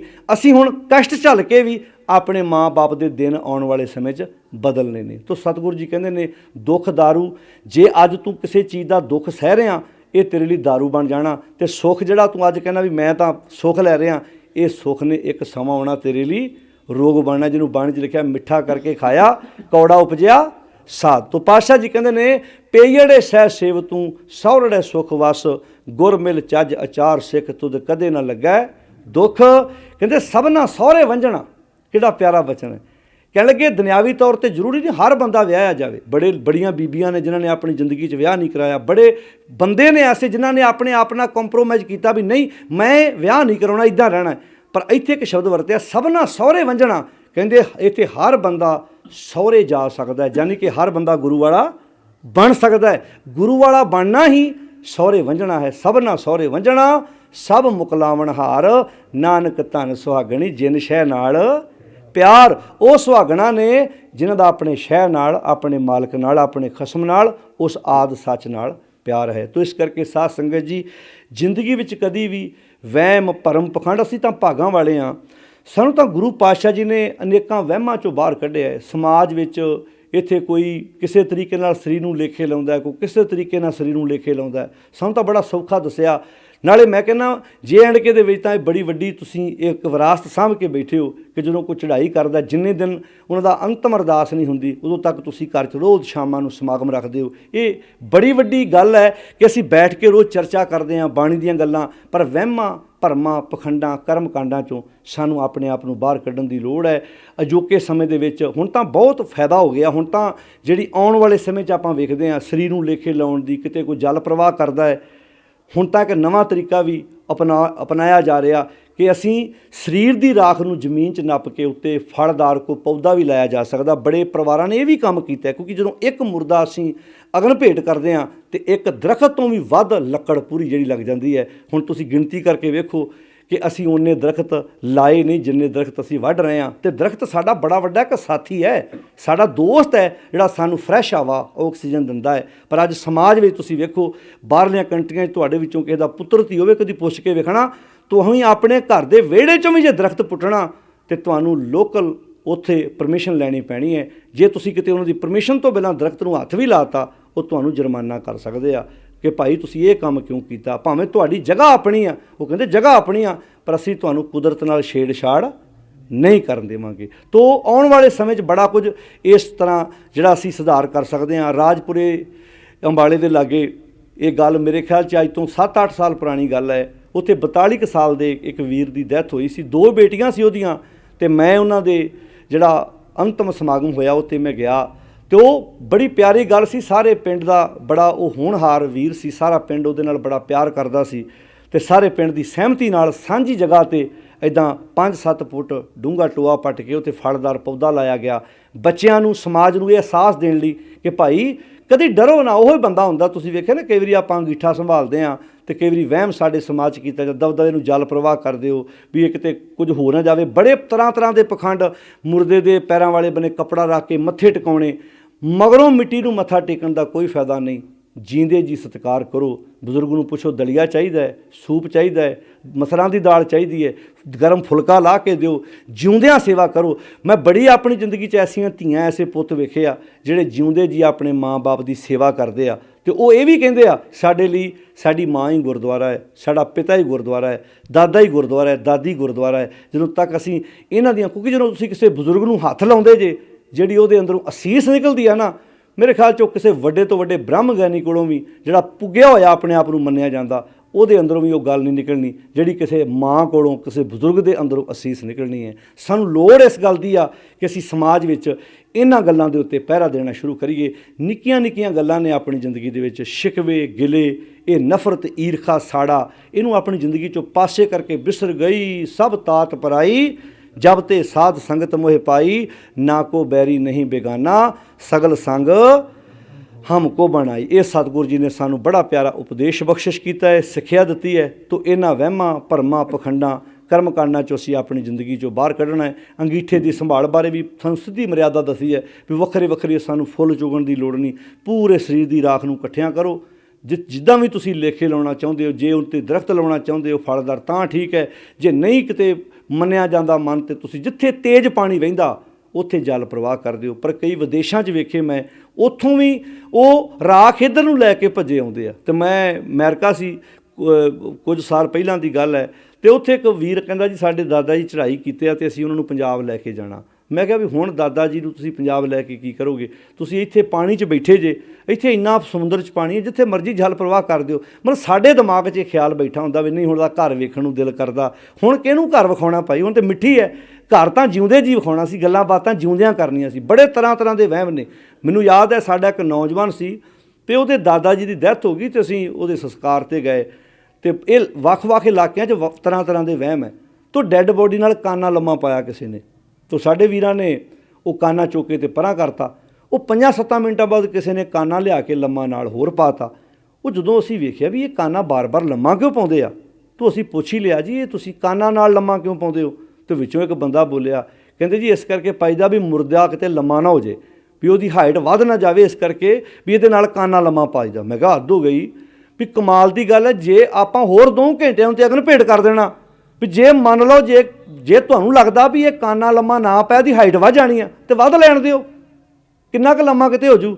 ਪਰ ਵਹਿਮ ਹੈ। ਜਦੋਂ ਮੈਂ ਜਾ ਕੇ ਉਹਦੀ ਸਟੱਡੀ ਕੀਤੀ ਤਾਂ ਕਾਨੇ ਦਾ ਸੰਬੰਧ ਇਸਲਾਮ ਨਾਲ ਸੀ, ਕਿਉਂਕਿ ਜਦੋਂ ਮੁਸਲਮਾਨ ਵੀਰ ਦਫਨਾਉਂਦੇ ਆ ਉਦੋਂ ਨਾਪਣ ਦਾ ਹੋਰ ਕੋਈ ਜ਼ਰੀਆ ਨਹੀਂ ਸੀ ਹੈਗਾ, ਇੰਚੀ ਟੇਪ ਅੱਜ ਵਰਗੇ ਹੈ ਨਹੀਂ ਸੀ।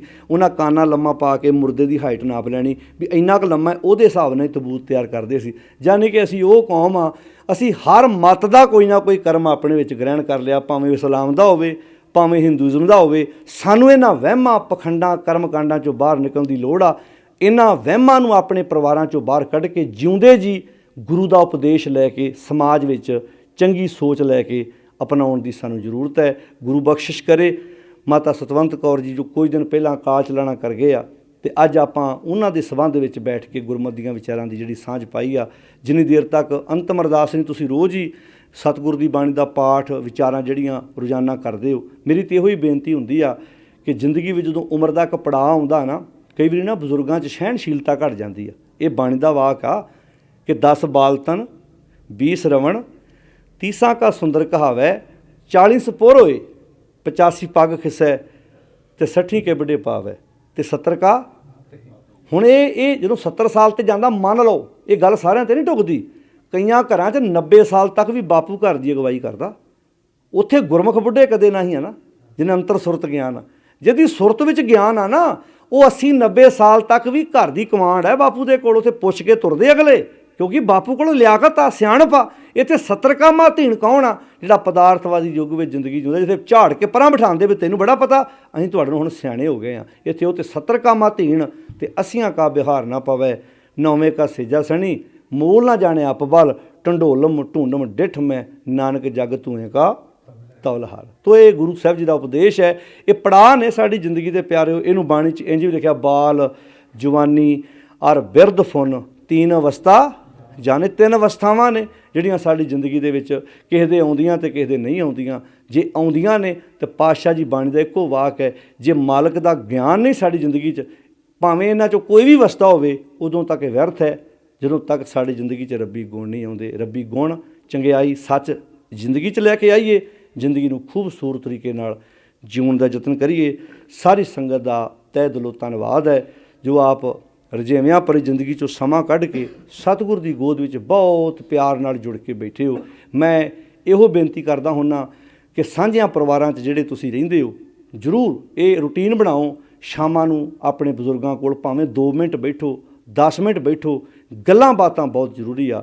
ਕੋਈ ਬਿਮਾਰੀ ਨਹੀਂ। ਆ ਡਿਪਰੈਸ਼ਨ ਜਿਹੜਾ ਨਾ, ਇਹ ਕੋਈ ਬਿਮਾਰੀ ਨਹੀਂ ਹੈ। ਮੇਰਾ ਇੱਕ ਦੋਸਤ ਡਾਕਟਰ ਹੈ ਹੁਸ਼ਿਆਰਪੁਰ, ਉਹਦੇ ਕੋਲ ਇੱਕ ਵਿਅਕਤੀ ਆ ਗਿਆ, ਕਹਿੰਦਾ ਜੀ ਮੈਨੂੰ ਡਿਪਰੈਸ਼ਨ ਹੋ ਗਿਆ। ਉਹ ਕਹਿੰਦਾ ਇਹ ਕਿਹੜੀ ਬਿਮਾਰੀ ਹੈ? ਇਹ ਕੋਈ ਬਿਮਾਰੀ ਨਹੀਂ ਹੈ, ਇਹ ਇਕੱਲਾਪਨ ਹੈ। ਇਹ ਇਕੱਲਾਪਨ ਕਰਕੇ ਬਿਮਾਰੀ ਹੈ। ਕਹਿੰਦਾ ਤੁਸੀਂ ਗੱਲਾਂ ਕਰੋ।